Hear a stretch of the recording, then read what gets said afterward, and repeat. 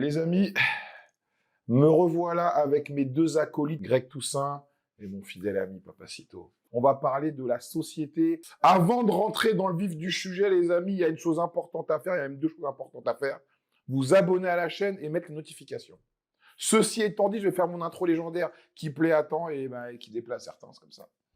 Les amis, si comme moi, quand vous rêvez le matin, vous avez la chance d'être de bonne humeur, car vous avez le bien le plus précieux qui existe. Je ne parle pas de l'amour, je ne parle pas de l'argent, je parle bien évidemment de la santé et, c'est important ça, que de surcroît, que les personnes que vous aimez, et n'oublions pas les personnes que vous n'aimez pas, parce que c'est grâce à elles qu'on a envie de se challenger, de s'améliorer. Aujourd'hui est un nouveau jour, les amis. Today is a new day.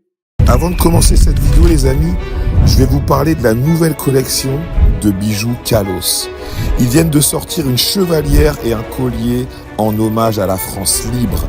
Cette collection autour de la Croix de Lorraine est hyper stylée et entièrement faite par des artisans français. Ce que je trouve le plus cool chez Kalos, c'est qu'ils y ont mis un sens et des valeurs dans tous leurs produits. Ils ont plein de références au Moyen-Âge ou à l'Empire romain. Ils ont par exemple un collier qui est une miniature de l'épée de Charlemagne, des chevalières fleur de lys ou Napoléon. Ils font aussi des vêtements, des montres, des gants de boxe et des couteaux de combat. Donc, si comme moi vous voulez soutenir des artisans français qui partagent vos valeurs, n'hésitez pas à aller sur le site kalos-france.com et à utiliser mon code France10. Bon visionnage.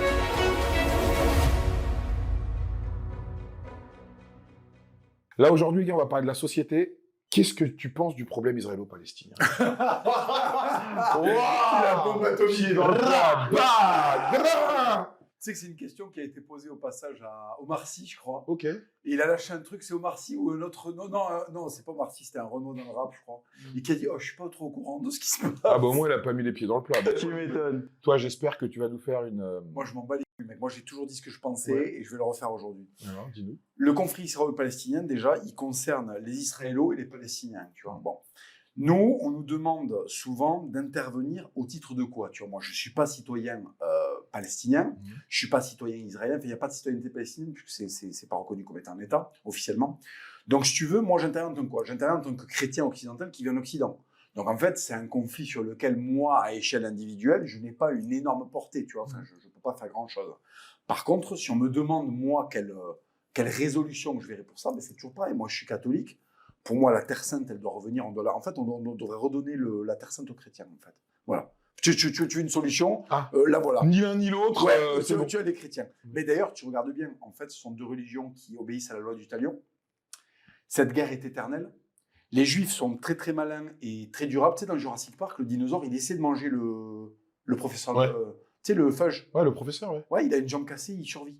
Tu vois ce que je veux dire? Le Fudge survit. Il y a un tyrannosaure, il survit. Les Arabes sont pas assez organisés pour supplanter les Juifs. Il y a 15 millions de Juifs sur Terre. Il y a 1,4 milliard de musulmans.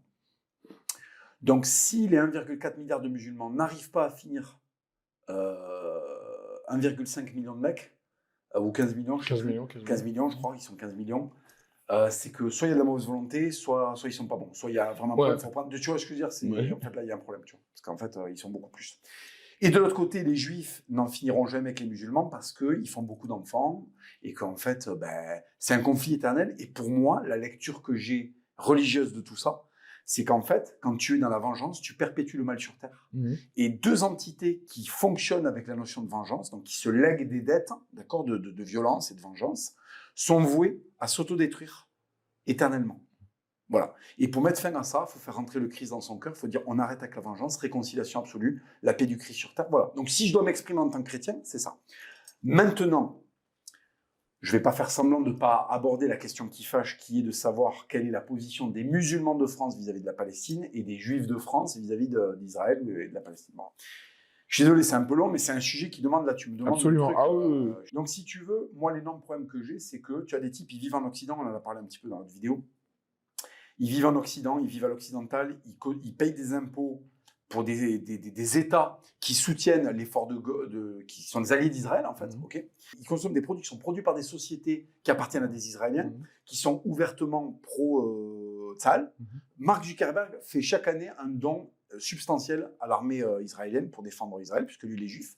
Donc, quand tu es sur Facebook, quand tu es sur Instagram, que ça te plaise, que ça te plaise pas, que tu sois content de l'entendre, que tu sois pas content de l'entendre, que tu as envie de me dire Nardine Mouk ce que tu veux, c'est une réalité. Quand tu es sur Instagram, et je pèse mes mots, tu nourris Israël, en fait. Voilà.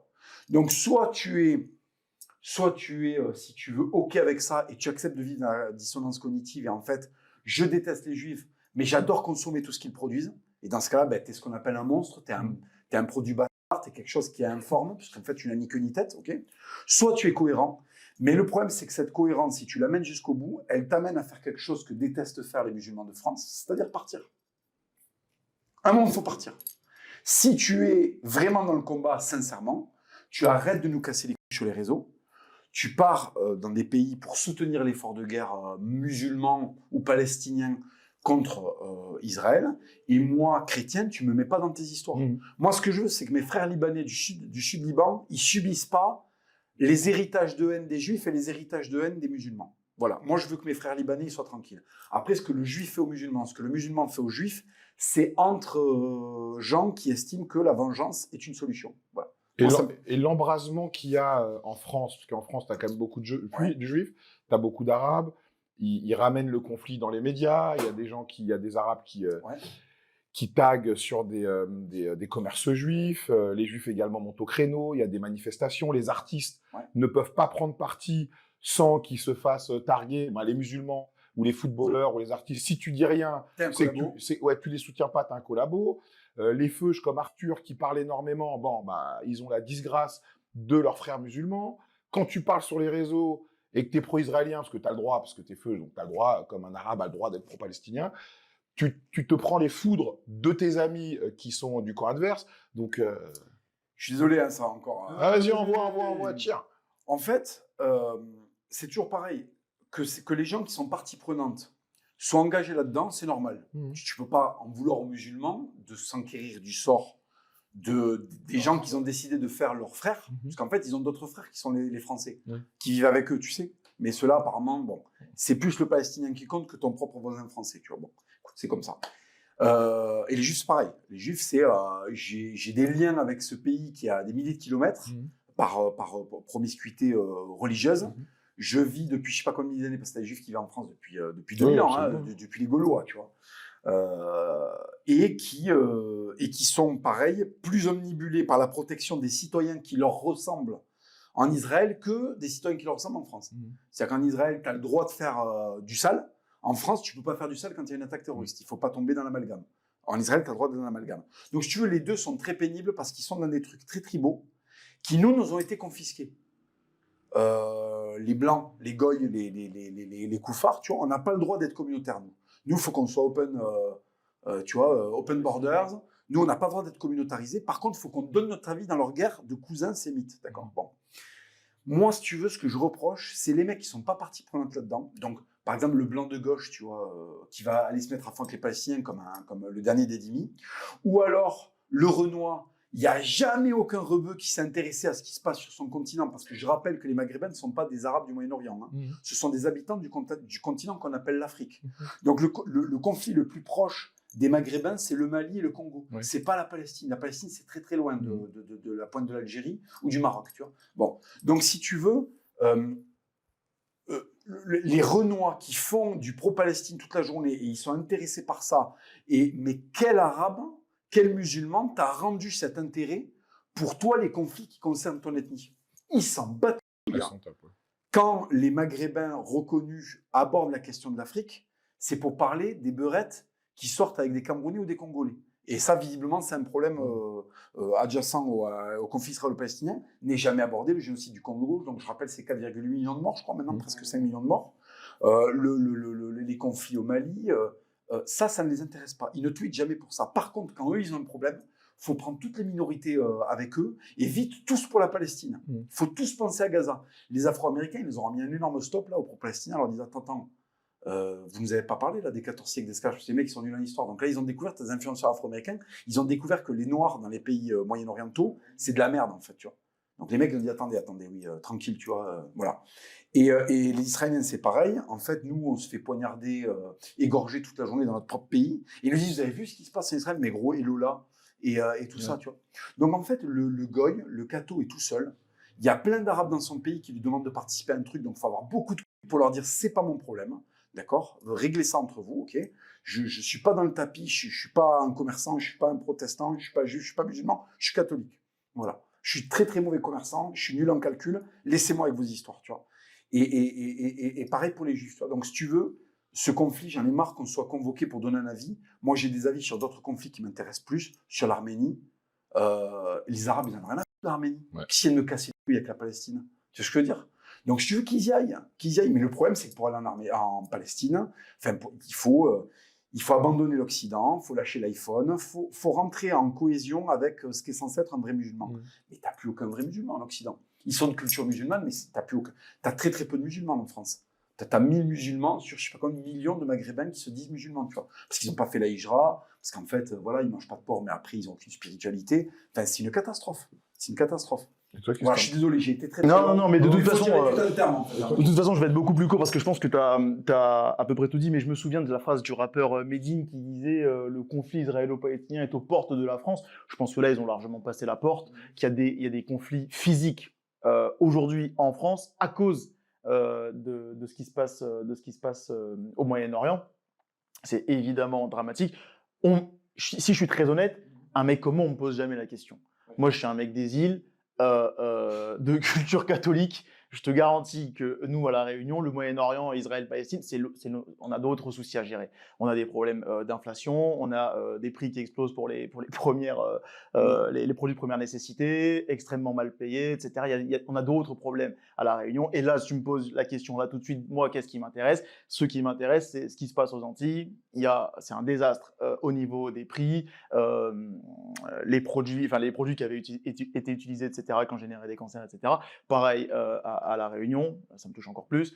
Voilà. Le Congo, potentiellement, qui peut peut-être plus me toucher, mais là, c'est par ma couleur de peau, je me sens peut-être plus proche voilà, d'un génocide qui se passe au Congo, par exemple, que par ce qui se passe en Palestine. Mais là où c'est dramatique, effectivement, c'est quand on braque une arme sur des influenceurs, des Squeezie, etc., en leur disant « Ouais, regardez, il ouvre sa gueule, mais il a jamais ouvert sa bouche, lui, sur la Palestine. » Le pauvre Inoxtag, un jour, il fait un selfie à Starbucks, et on lui dit « Ouais, regardez, ce traître, il soutient la Palestine, il soutient Israël parce qu'il est en train de boire un verre à Starbucks. » Bon, en fait, c'est terrible.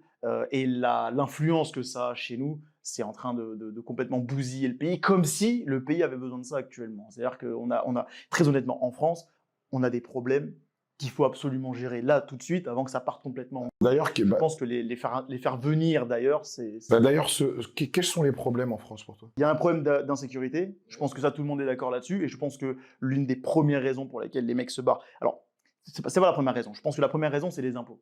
Et là, c'est là où c'est dramatique, c'est qu'en fait, on fait fuir des mecs qui entreprennent dans le pays, des mecs qui sont entrepreneurs, qui ont la capacité de créer de l'emploi et de générer beaucoup d'argent. On les fait fuir parce qu'on les bousille avec l'impôt dès la première année. Parfois même avant que le business commence à générer de l'argent. D'accord? Ça, c'est dramatique. Donc, ils sont à Dubaï, donc ils sont aux États-Unis, etc. Donc, en fait, ce sont les autres pays qui profitent de nos cerveaux à nous. Ça, c'est un vrai sujet et ça, c'est dramatique parce que qu'est-ce qui va se passer concrètement in fine? C'est qu'en France, on va se retrouver qu'avec les trous. Quand je dis trous, c'est pas forcément insultant, c'est simplement qu'on va se retrouver avec des mecs qui ne sont pas capables de générer de l'argent, parfois même des mecs qui ne travaillent pas, parce qu'effectivement, le salarié aussi est mal rémunéré, il se fait taxer dans tous les sens, il a du mal à subvenir aux besoins de sa famille, etc., etc. Lui aussi a envie de se barrer, lui aussi voit, je parle du salarié, lui aussi voit que l'herbe est potentiellement plus verte ailleurs, et donc effectivement, oui, je le dis, on va se retrouver dans un pays avec uniquement les trous, c'est-à-dire des mecs qui ont profité du système et qui ont grandi avec l'idée que de toute façon, j'ai pas de problème pour mes gosses, puisque mes gosses vont être financés par l'État. Évidemment, il y a le problème de l'insécurité, et un autre problème dont on parle vraiment trop peu, mais dont j'ai pas mal parlé sur ma chaîne YouTube, c'est le manque de représentativité de la majorité des Français. Et ça, je pense qu'il y a un moment donné où ça va exploser. Et ça, je pense que c'est peut-être le sujet qui est très tendu en ce moment. Personne n'en parle, je crois que c'est pas un sujet qui fait beaucoup de buzz en réalité sur BFM TV, mais le jour où ça va péter et que la majorité des Français qui n'est jamais représentée, qui est extrêmement mal représentée à travers les médias et dans les prises de parole et même à travers la politique, on parlait des potentiels politiciens qui n'ont peut-être jamais travaillé, etc. Le jour où ça va péter, où les gens en auront réellement marre de cette situation-là, là, ça va être intenable. Et je ne souhaite pas être là à ce moment-là. Alors, tiens, j'aime bien que tu rebondis sur ce qui dit. Donc, en premier lieu, sur l'insécurité. Est-ce que tu es d'accord? Tu as un très très bon diagnostic sur la représentativité. On va passer par là. On va aborder la question de l'insécurité d'abord. Ouais. Après, en fait, mais parce que l'un concerne le dernier, concerne le premier. En fait, on a oublié ce que c'était que la normalité. La France fonctionne comme un bocal dans lequel il y a une secte de vision du monde et de pensée qui touche beaucoup plus de gens qu'on ne le pense, d'accord, qui sont matrixés complètement et qui pensent que ce que nous vivons en France est normal. On est dans un pays de malade mental. On est dans un pays malade, déjà le pays en soi est malade. Les bases sur lesquelles il a été fondé sont malades, d'accord, c'est-à-dire l'offense à Dieu, la République, le satanisme, la franc-maçonnerie sont les fondements de la République, d'accord. On est assis, si tu veux, sur quelque chose. Déjà, les bases, elles sont friables, elles sont catastrophiques. Pas les bases historiques, hein, pas les 2000 ans de chrétienté. Je te parle depuis la Constitution républicaine, la Révolution française, 1789. On est dans un pays qui a été bâti sur des fondations sataniques, si tu veux. Donc la maison, elle tangue, là. Elle tangue. Bon. Quand la maison tangue, les gens s'accrochent à ce qui reste en place. Donc c'est une bonne nouvelle. Plus la maison va tanguer, plus les gens mécaniquement vont chercher quelque chose de fixe dans le paysage, et la chose de fixe dans le paysage, c'est la tradition. Donc en fait, ta religion, ton identité. C'est le truc qui est là depuis 2000 ans, on ne peut pas te le contester. Tu vois. Le problème, voilà, exactement. Le problème, si tu veux, c'est que pendant que ça tangue, et pendant qu'il se passe tout ça, et dans cette durée, enfin, dans ce laps de temps, où on a l'écroulement, parce qu'on est dans un écroulement d'un cycle, en fait, pendant ce temps, il se passe des dingueries, et en fait, comme le système ne peut pas se remettre en question, il vient voir les Français, il leur dit « ce n'est pas vrai, ça ne tangue pas, ça ne tangue pas ». Quand la petite Lola se fait démembrer, ça ne tangue pas. Quand il y a un coup de couteau toutes les 2 heures en France, ça ne tangue pas, tu vois. On ment. Donc on fabrique des fous furieux. Et là, tu as raison sur la représentativité, c'est que non seulement il y a la question de la représentativité, mais il y a la question de la vérité. Est-ce que j'ai le droit de formuler la vérité? Tu vois, les vérités, c'est super important. Quand tu dis une vérité, déjà, tu soulages, tu fermes la plaie à moitié, tu vois ce que je veux dire? Si on avait le droit de dire oui, il y a un problème en France d'insécurité qui est dû à une certaine catégorie de la population et tout, déjà, ça permettrait de commencer à jeter les bases pour soigner quelque chose. Mais comme on a peur de catégoriser. Oui, et puis surtout de la réponse qu'on va tous trouver, parce qu'en fait, on fait tous semblant de ne pas voir.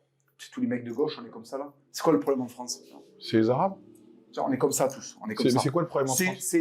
C'est une partie de la communauté maghrébine. Ok. Et une partie substantielle de la communauté noire musulmane. Non. Dans une moindre mesure. Qui suit les Maghrébins, du coup? Et ensuite, tu vois, je t'ai donné 2 communautés. Et ensuite, la principale qui a sa responsabilité, et je le dis en tant que blanc, ce sont les blancs qui laissent faire tout ça. Ce sont les armées de collabos. Parce qu'en fait, tu as les sauterelles qui viennent détruire les idoles de l'Égypte. D'accord, tu as ça. Mais tu as les pêcheurs qui ont fait venir. Tu as les mecs qui ont créé la situation pour qu'on soit dans une décadence où Dieu fait en sorte de nous punir. Et ça, c'est les blancs. C'est nous qui avons créé cette société de malades mentales qui laisse faire à des fous furieux des trucs qu'on ne devrait pas accepter. Donc, si tu veux, tout le monde est partie prenante dans cet enfer qu'on est en train de vivre. Et en fait, la subtilisation de la vérité par le ministère de la vérité, que sont les journalistes, la bien-pensance, les bobos, les stars qui ont des trucs à perdre si jamais ils s'expriment, alors qu'ils vivent dans des quartiers. Enfin, très clairement, tu as beaucoup de gens de gauche qui organisent leur vie pour éviter de les voir. De les voir. Tu vois, de voir exactement qui on sait. Tu vois. Bon. Et si tu veux, en même temps, ils te réprouvent si toi, tu as le culot de formuler la chose en plein jour. Tu vois. Voilà. Et le meilleur moyen de réconcilier notre peuple, ça serait d'aller cibler le problème et de dire, les gars, il y a ça, c'est ici que ça fait mal. Pour traiter la plaie, il faut la trouver. Tu vois ce que je veux dire? Si on est en train de chercher la fracture dans la jambe alors qu'elle est dans le poignet, si tu veux, on n'arrivera pas à trouver de solution. Il faut qu'on accepte qu'il y a une histoire qui est particulière entre la France et le Maghreb, qu'il y a une histoire particulière entre l'islam et la chrétienté, et qu'en fait, si on ne va pas triturer le cœur nucléaire du problème, en fait, on ne peut pas dresser un bon diagnostic. Donc là, on va à la catastrophe. On va à la catastrophe. Les Occidentaux n'ont pas le droit de dire où est-ce que ça fait bobo, d'accord? Et du coup, en face, les Maghrébins ne comprennent pas ce qu'on leur reproche, parce qu'en fait, le filtre médiatique réoriente la colère sur des faux sujets. C'est ce que je veux dire? Alors qu'il y a des sujets de fond qu'il faudrait qu'on creuse. Et là, on pourrait potentiellement commencer à trouver des solutions. Donc, le manque de représentativité, il est central. Et la faute, elle est à tous ces collabos de journalistes en tout premier lieu qui sont c'est Satan. Ouais. Le journaliste, c'est Satan. Le journalisme aujourd'hui en France, c'est Satan.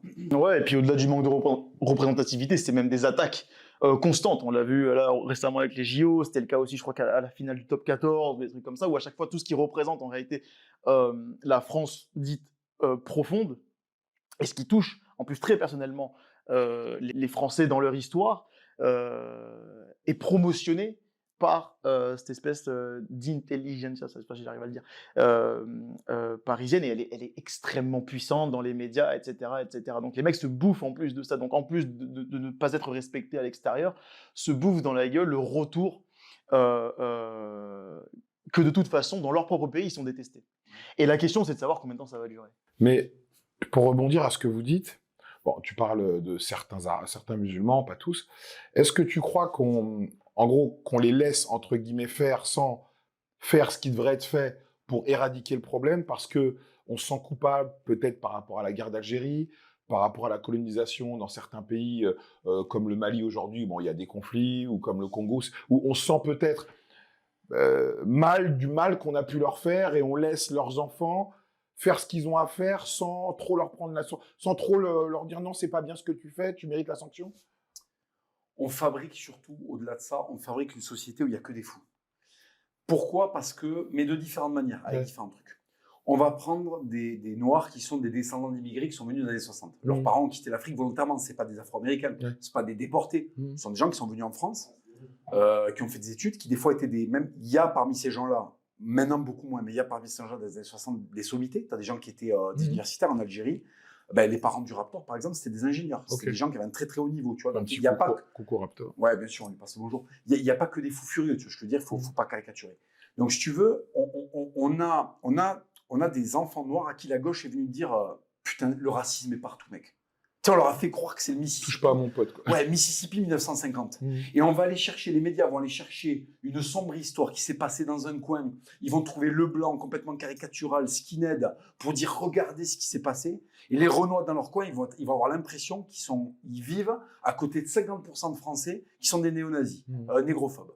Ensuite, ils vont prendre les Arabes et ils vont les abreuver, les médias vont les abreuver de regarder le racisme, il y a du racisme partout, alors que s'il y a des Arabes en France, c'est que ce pays n'est pas raciste. À partir du moment où tu fais... pour les Noirs. Mais bien sûr, parce qu'en fait, il y a des pays où il n'y a pas la question du racisme, parce qu'ils n'ont tout simplement pas fait rentrer de Noirs et d'Arabes.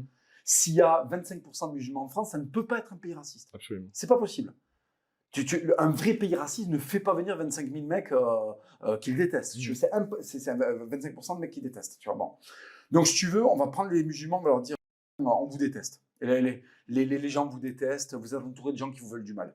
Et ensuite, le blanc, lui, il est dépossédé de son pays par des communautés qui prennent de plus en plus de puissance médiatiquement. Lui, il n'a pas le droit de citer médiatiquement. Il vit des injustices et des humiliations permanentes. On l'humilie à la télé, on l'humilie dans les films, on l'humilie en mentant à la télé, en le présentant comme un pauvre type qui vote FN sans raison, tu vois, alors qu'en fait, il y a des raisons effectives de le faire et qui peut être entendu, tu vois. Donc, si tu fabriques des psychopathes. Par exemple, les musulmans de France, certains veulent se radicaliser dans leur religion tout en vivant à l'occidental. Ils sont entourés de tout ce qui est interdit dans leur religion et ils doivent se perfectionner dans leur religion sans quitter ce truc-là. Tu fabriques des fous furieux. Aujourd'hui, les musulmans de France sont dans un énorme conflit intérieur parce que la vérité, c'est que l'Occident a traversé les pores de leur peau, a traversé la chair et est venu se nicher dans leurs os, dans leurs os. Et en fait, ils ont du mal à se l'avouer, mais ce ne sont plus vraiment des musulmans, ils ne sont plus comme leurs parents. Ils ont l'Occident, ce qu'a proposé l'Occident est rentré en eux, tu vois. Ils ont une appétence pour ci, pour ça qui n'est pas très halal, tu vois. Et à côté de ça, ils en souffrent parce que leur univers spirituel et leur tradition spirituelle leur disent ça, c'est le mal. Et ça fabrique des psychos. Ça fabrique des mecs qui vont d'un extrême à l'autre. C'est-à-dire que samedi, ils étaient en train de boire du whisky en boîte, tu vois. Dimanche, ils vont faire le djihad en Syrie pour se rattraper. Alors qu'il y avait un juste milieu qui était de prendre ses responsabilités en tant que musulman et dire ce pays ne respecte pas ma religion, ça ne marche pas, l'islam en France, les Français manifestement à haute échelle n'en veulent pas, et bien peut-être qu'il faut que je fasse la hijra. Moi, tu sais, il y a un truc que je dis aux musulmans, ils ont la chance de pouvoir aller dans des pays où on applique exactement ce qui est normalement l'Eldorado pour eux. Ce qu'ils aimeraient, ouais. Tu vois, par exemple, la charia, moi, il y aurait un pays dans le monde qui appliquerait la suprématie du catholicisme avec des idées extrêmement conservatrices, avec une dictature qui soit catholicité, religion d'État, avec vraiment, comme tu peux l'avoir dans certains pays musulmans où ils sont dans certains pays musulmans où ils sont à la fond dans le truc, tu vois, mais j'irai de suite. Ouais, j'avoue. En fait, il y a une réalité. Alors, je sais qu'on en parle assez peu de ça, mais en fait, il y a énormément de musulmans qui sont en train de quitter la France. Et vraiment beaucoup. J'avais des chiffres. Si je les trouve, j'aimerais bien te les envoyer. Élites. Exactement. Et en fait, le vrai problème est parce qu'en fait, c'est totalement représentatif de ce qui se passe en général dans la population française. C'est-à-dire que ce sont les élites qui se barrent et elles se barrent pas n'importe où. Elles vont à Dubaï, typiquement. Je pense que c'est peut-être la destination phare et certainement d'autres pays, l'Arabie Saoudite ou d'autres pays plutôt bien développés, voire même très développés. Et qui en plus de ça sont musulmans. Sauf que pour pouvoir aller intégrer dans ces pays-là, être musulman ne suffit pas. Il faut en plus avoir quelque chose à apporter de sérieux. Parce qu'en fait, on n'a pas le temps.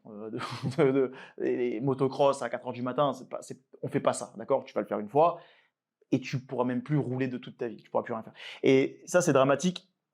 C'est qu'en fait, effectivement, la majorité, cette énorme masse de musulmans qui est en train de partir et qui est franchement assez représentative quand tu regardes les chiffres, laisse derrière elle exactement comme ce qui se passe avec le reste des Français en réalité. C'est-à-dire tous les mecs dont le pays n'a pas besoin, dont le pays devrait même en réalité se débarrasser. C'est-à-dire des mecs qui ne travaillent pas, etc. Mais là, ça dépasse même la frontière de la religion. Tu vois ce que je veux dire? Et moi, je me mets à leur place, je comprends. Un rebeu qui a fait le boulot.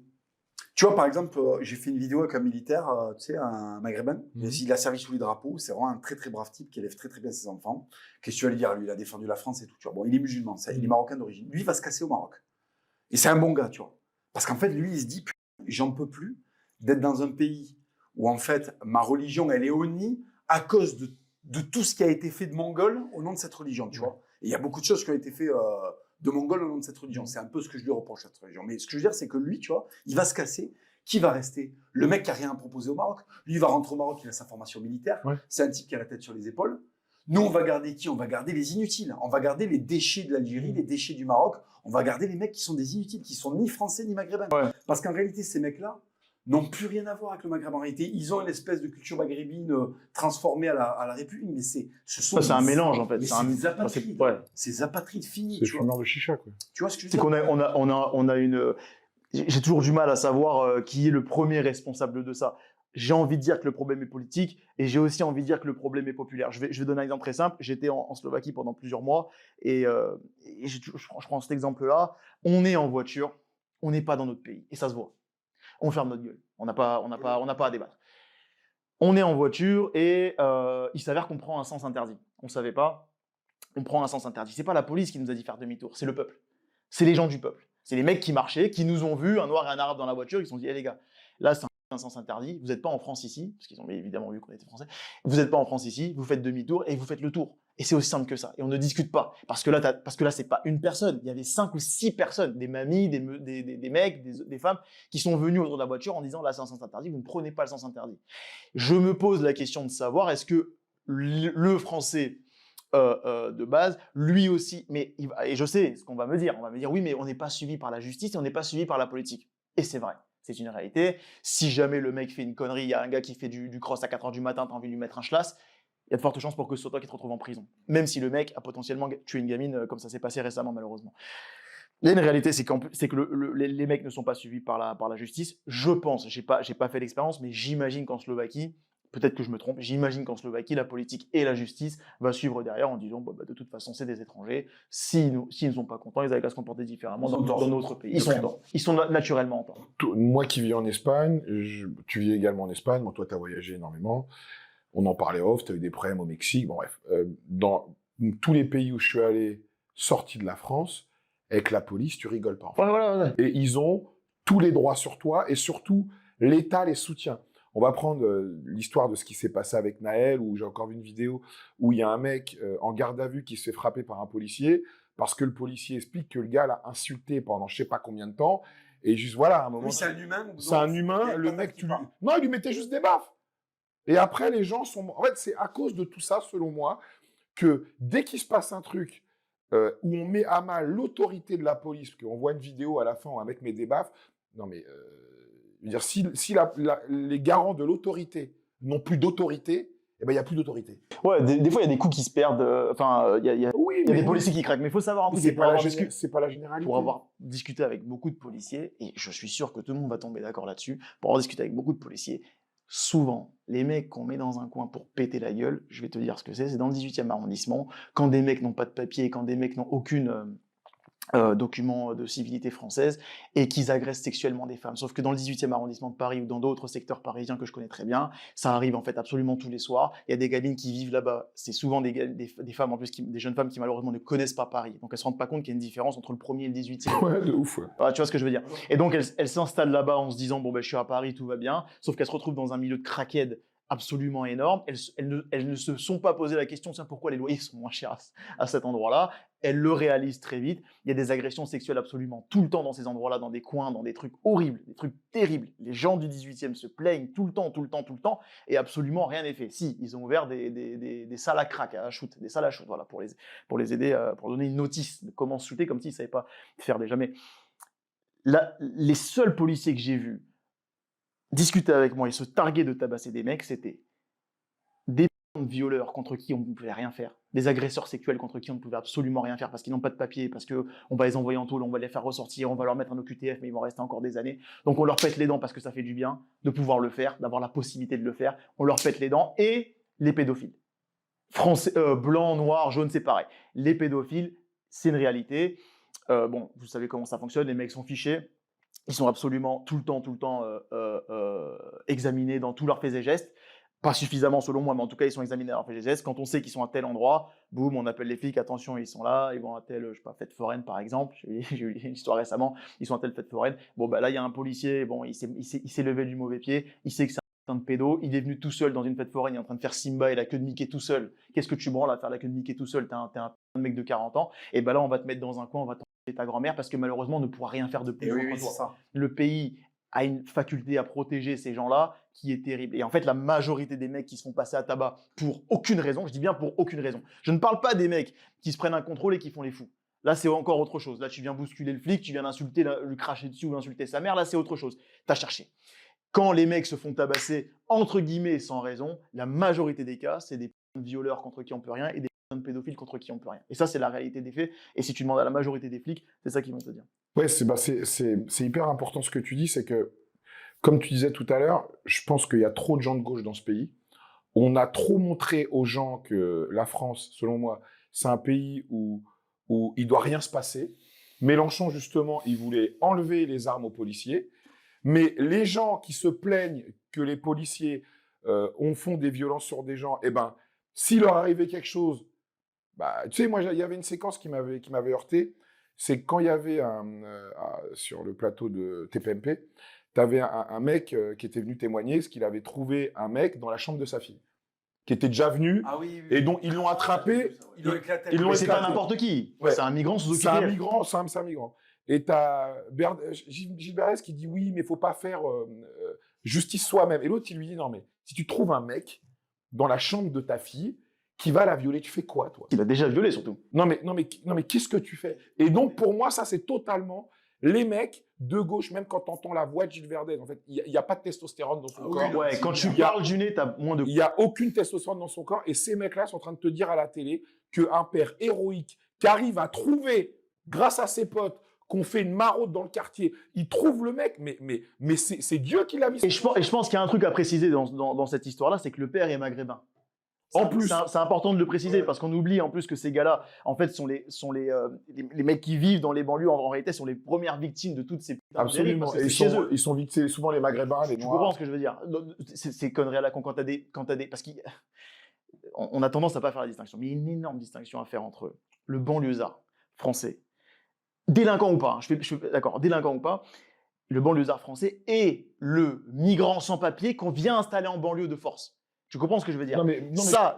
Demande aux mecs de banlieue ce qu'ils pensent réellement des mecs qui débarquent sans papier. Je te promets, c'est une dinguerie. Mais je pense qu'on doit dire simplement les termes. C'est que tu as des bons Arabes et tu as des mauvais Arabes. Tu as des bons Noirs et des mauvais Noirs. Qu'est-ce que tu en penses? Pareil chez les Blancs, pareil chez tout le monde, pareil chez les flics, pareil chez les femmes. Non, mais je pense qu'on doit dire les termes. Est-ce qu'il y a des bons Arabes et des mauvais Arabes dans les banlieues? Oui ou non? Bien sûr. Non, mais là c'est l'humanité. Là, tu L'humanité, décris ça. l'humanité. Voilà, là, tu décris l'humanité. Je veux juste rebondir sur ce que tu as dit tout à l'heure. Par rapport au Mexique, parce que certains vont croire que j'ai foutu la merde. Non, je marchais à 3h du matin, je sortais de boîte de nuit, je marche tout seul à 3h du matin pour rejoindre mon Airbnb et je n'ai pas le masque. Parce que j'ai cru voir sur Internet que le masque n'était pas obligatoire pendant le Covid. Très honnêtement, je n'ai jamais su s'il était obligatoire, mais voilà, je me suis fait encercler par des flics en treillis militaire, cagoulés, mitraillette à la main, et qui m'ont dit maintenant tu nous payes l'équivalent de $300, tu multiplies par 20 pour avoir le pesos mexicain, l'équivalent de $300 tout de suite, ou tu viens avec nous au poste. J'ai compris qu'il fallait pas discuter, j'ai compris que je n'avais pas l'ascendant physique de toute façon, et que je n'étais pas dans un pays dans lequel, si on passait devant le tribunal, j'avais la moindre chance face à ces gens-là, parce qu'ils ont ce qu'on appelle la violence légitime, et qui peuvent raconter l'histoire. Je ne suis pas à un place. Si tu me poses la question, évidemment je pense qu'on préférait tous vivre dans un pays où, avec la police, ça se passe bien. Il y a des rapports cordiaux avec la police, comme tu as dans certains quartiers. Encore une fois, je vivais dans l'endroit où il y a peut-être le plus de flics en France, c'est-à-dire le centre de Paris. C'est là où il y a le plus de policiers en France. On se croise tous les jours, on se dit bonjour. Les échanges sont extrêmement cordiaux. On préfère ça. Et on préférait évidemment vivre dans un pays où la police est moins corrompue. Tu comprends? Le problème, c'est que vit la police tous les jours? Que vit la police dans son quotidien? La police en France n'est pas corrompue. Elle est corrompue. Non, bien sûr, bien sûr. Non, c'est ça que je te dis. Je parle du Mexique. Ah oui, voilà. Je parle des policiers. Bien sûr, bien sûr. Je parle de la. Je veux dire, justement, en France, on a la chance que les policiers vont pas t'enlever, vont pas te racketter, comme le font les Mexicains ou en Thaïlande, par exemple. En fait, je pense qu'il faut juste remettre l'église au milieu du village. On est dans le seul pays au monde des droits de l'homme. Aux États-Unis, les Noirs se font shooter à vue. Il y a eu un président 2 mandats qui était noir. Il y a eu toujours autant de Noirs qui sont fait tuer. Moi, j'ai vécu en Thaïlande. La Thaïlande, tu rigoles même pas avec eux. Être policier là-bas, c'est comme si tu étais un homme d'État. Il y en a qui le font. On voit des Français de banlieue qui arrivent là-bas, qui narguent la police, etc. Oui, mais là-bas, si la police te tombe dessus, rigole pas. En France, quand même, on a quand même la chance. Les gens se plaignent de ce pays. Nous, on est partis parce que ce pays nous convient plus, parce que nous, on est des entrepreneurs. Et quand tu as les moyens de partir d'un endroit où tu te sens plus bien, si tu restes, c'est que tu es con. Moi, je suis parti parce que la police française ne tue pas assez de gens. Ah, sérieusement? Ouais. Ah ouais? Voilà, c'est une des raisons. Non, c'est pas la raison. Moi, je voudrais que la police française tue des gens, plus. Mais tue des Arabes, par exemple? Ah bah, putain, vas-y, non, mais t'es scandaleux.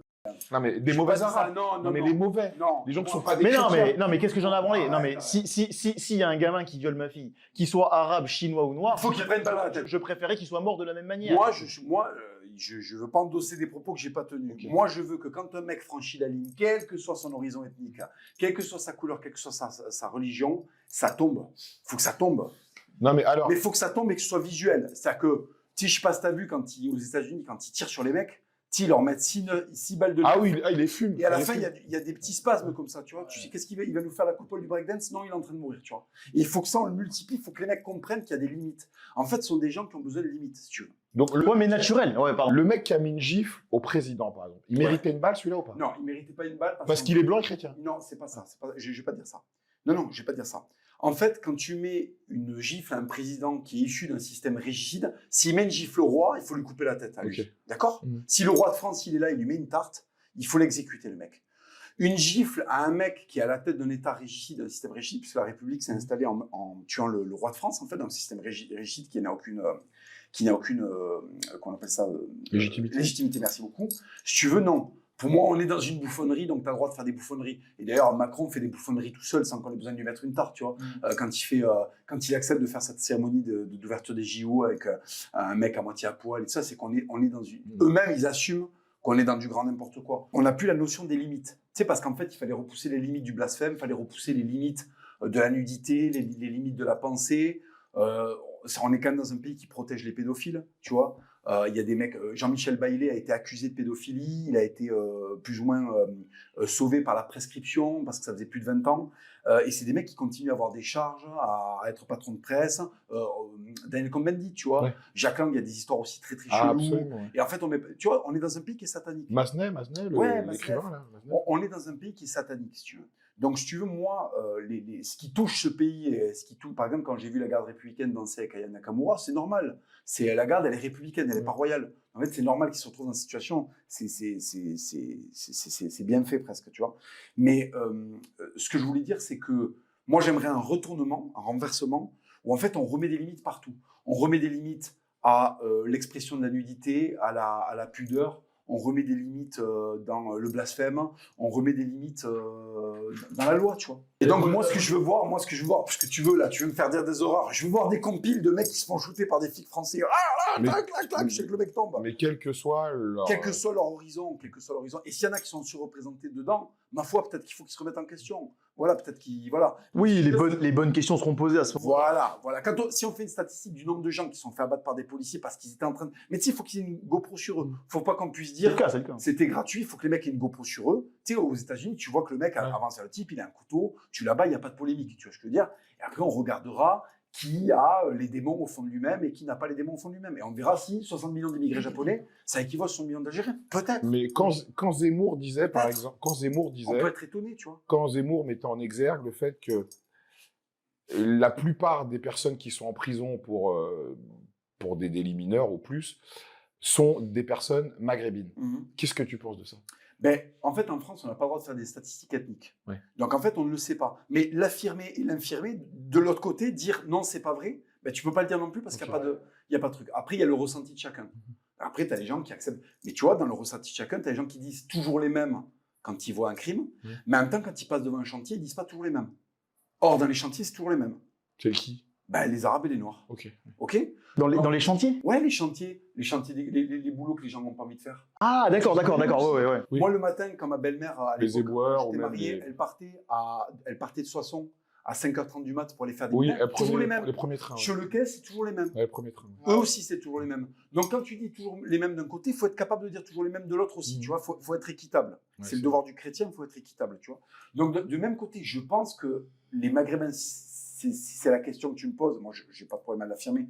Je pense que les Maghrébins sont surreprésentés, peut-être pour des raisons culturelles, dans la criminalité, je le pense, de mon propre... Voilà, mais je ne peux pas affirmer que ce soit une réalité statistique.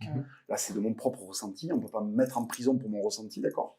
Donc, je ne peux pas le prouver et on ne pourra pas me l'infirmer non plus. Et si tu veux, de l'autre, je constate aussi que dans les boulots pénibles, il y a aussi une surreprésentation d'immigrés. Donc, en fait, il y a aussi un camp politique qui ne veut pas voir ça. Tu vois ce que je veux dire? Et donc, si on est équitable et on a une vision, si on peut vouloir se dire ces choses, il faut les dire entièrement. Voilà, c'est l'injustice qui crée du désordre dans ce monde. Quand tu mets de la justice, tu es toujours du côté de Dieu, tu vois. Donc, il faut dire les choses comme elles sont, de A à Z. Tu vois, voilà. Et tu parlais en off de l'influence de la culture américaine. Ouais. On va parler de leur influence, que l'influence de la culture américaine, bon, on en a parlé par rapport aux femmes également, par rapport à Kim Kardashian, mais il faut parler de l'influence de la musique américaine sur tous ces jeunes noirs, par exemple, qu'on peut voir même actuellement dans la musique, ou le style que les jeunes noirs ont avec les Lox, des mecs d'Atlanta, des mecs qui font de la drill. Cette influence également qui est hyper importante au niveau de la codification même de la violence. Les gens ont un code de la violence, on va dire, plus américanisé. Le fait également que les jeunes aient beaucoup de tatouages. Ouais. Bon, je ne parle pas de tout en particulier. Bien sûr. Les tatouages, pour les Noirs, c'est par rapport à la culture américaine. Donc, est-ce que vous pensez que cette culture américaine a un impact positif sur la société ou négatif sur la société? Je vais répondre. Toi, en tant que Noir, déjà, tu peux répondre. Déjà, je tiens à dire, je suis un pur produit de l'américanisation de la France. Ok. Bon, pareil. J'ai aucun problème à le dire. C'est complètement vrai, c'est la culture dans laquelle j'ai grandi. Moi, la série qui m'a permis d'avoir un vrai questionnement sur ce qu'est la famille, etc., c'est Ma famille d'abord, qui passait à l'époque sur M6. C'est une série, moi, qui m'a fait énormément réfléchir. Et même aujourd'hui, il m'arrive de regarder des espèces de reviews de la série, etc. Et parfois, j'ai encore les larmes aux yeux parce que je vois à quel point c'est une série qui m'a énormément impacté. Parce que, je te dis, toi, tu vis dans ta famille, ça se passe plus ou moins bien. Et là, c'est la première fois de ma vie que je voyais une famille 100% noire fonctionnelle. Et en fait, l'impact que ça a eu sur un jeune comme moi qui vit en plus à cette époque-là dans une ville majoritairement blanche, on était assez peu représentés nous en tant que noirs dans cette ville-là. Honnêtement, Damon Wayans, qui est le réalisateur et le producteur de la série, je crois qu'il se rend même pas compte de l'impact énorme qu'il a pu avoir sur des jeunes comme moi à l'époque. Évidemment, c'est une série qui est très codifiée par le rap, etc. Mais en fait, on voit un père de famille issu d'abord de la banlieue qui finit par gravir l'échelon jusqu'à avoir sa propre société, avoir une belle maison et une famille fonctionnelle dans laquelle, et ça c'était hyper important pour moi à l'époque, dans laquelle on parle avec les enfants, on peut discuter avec les enfants.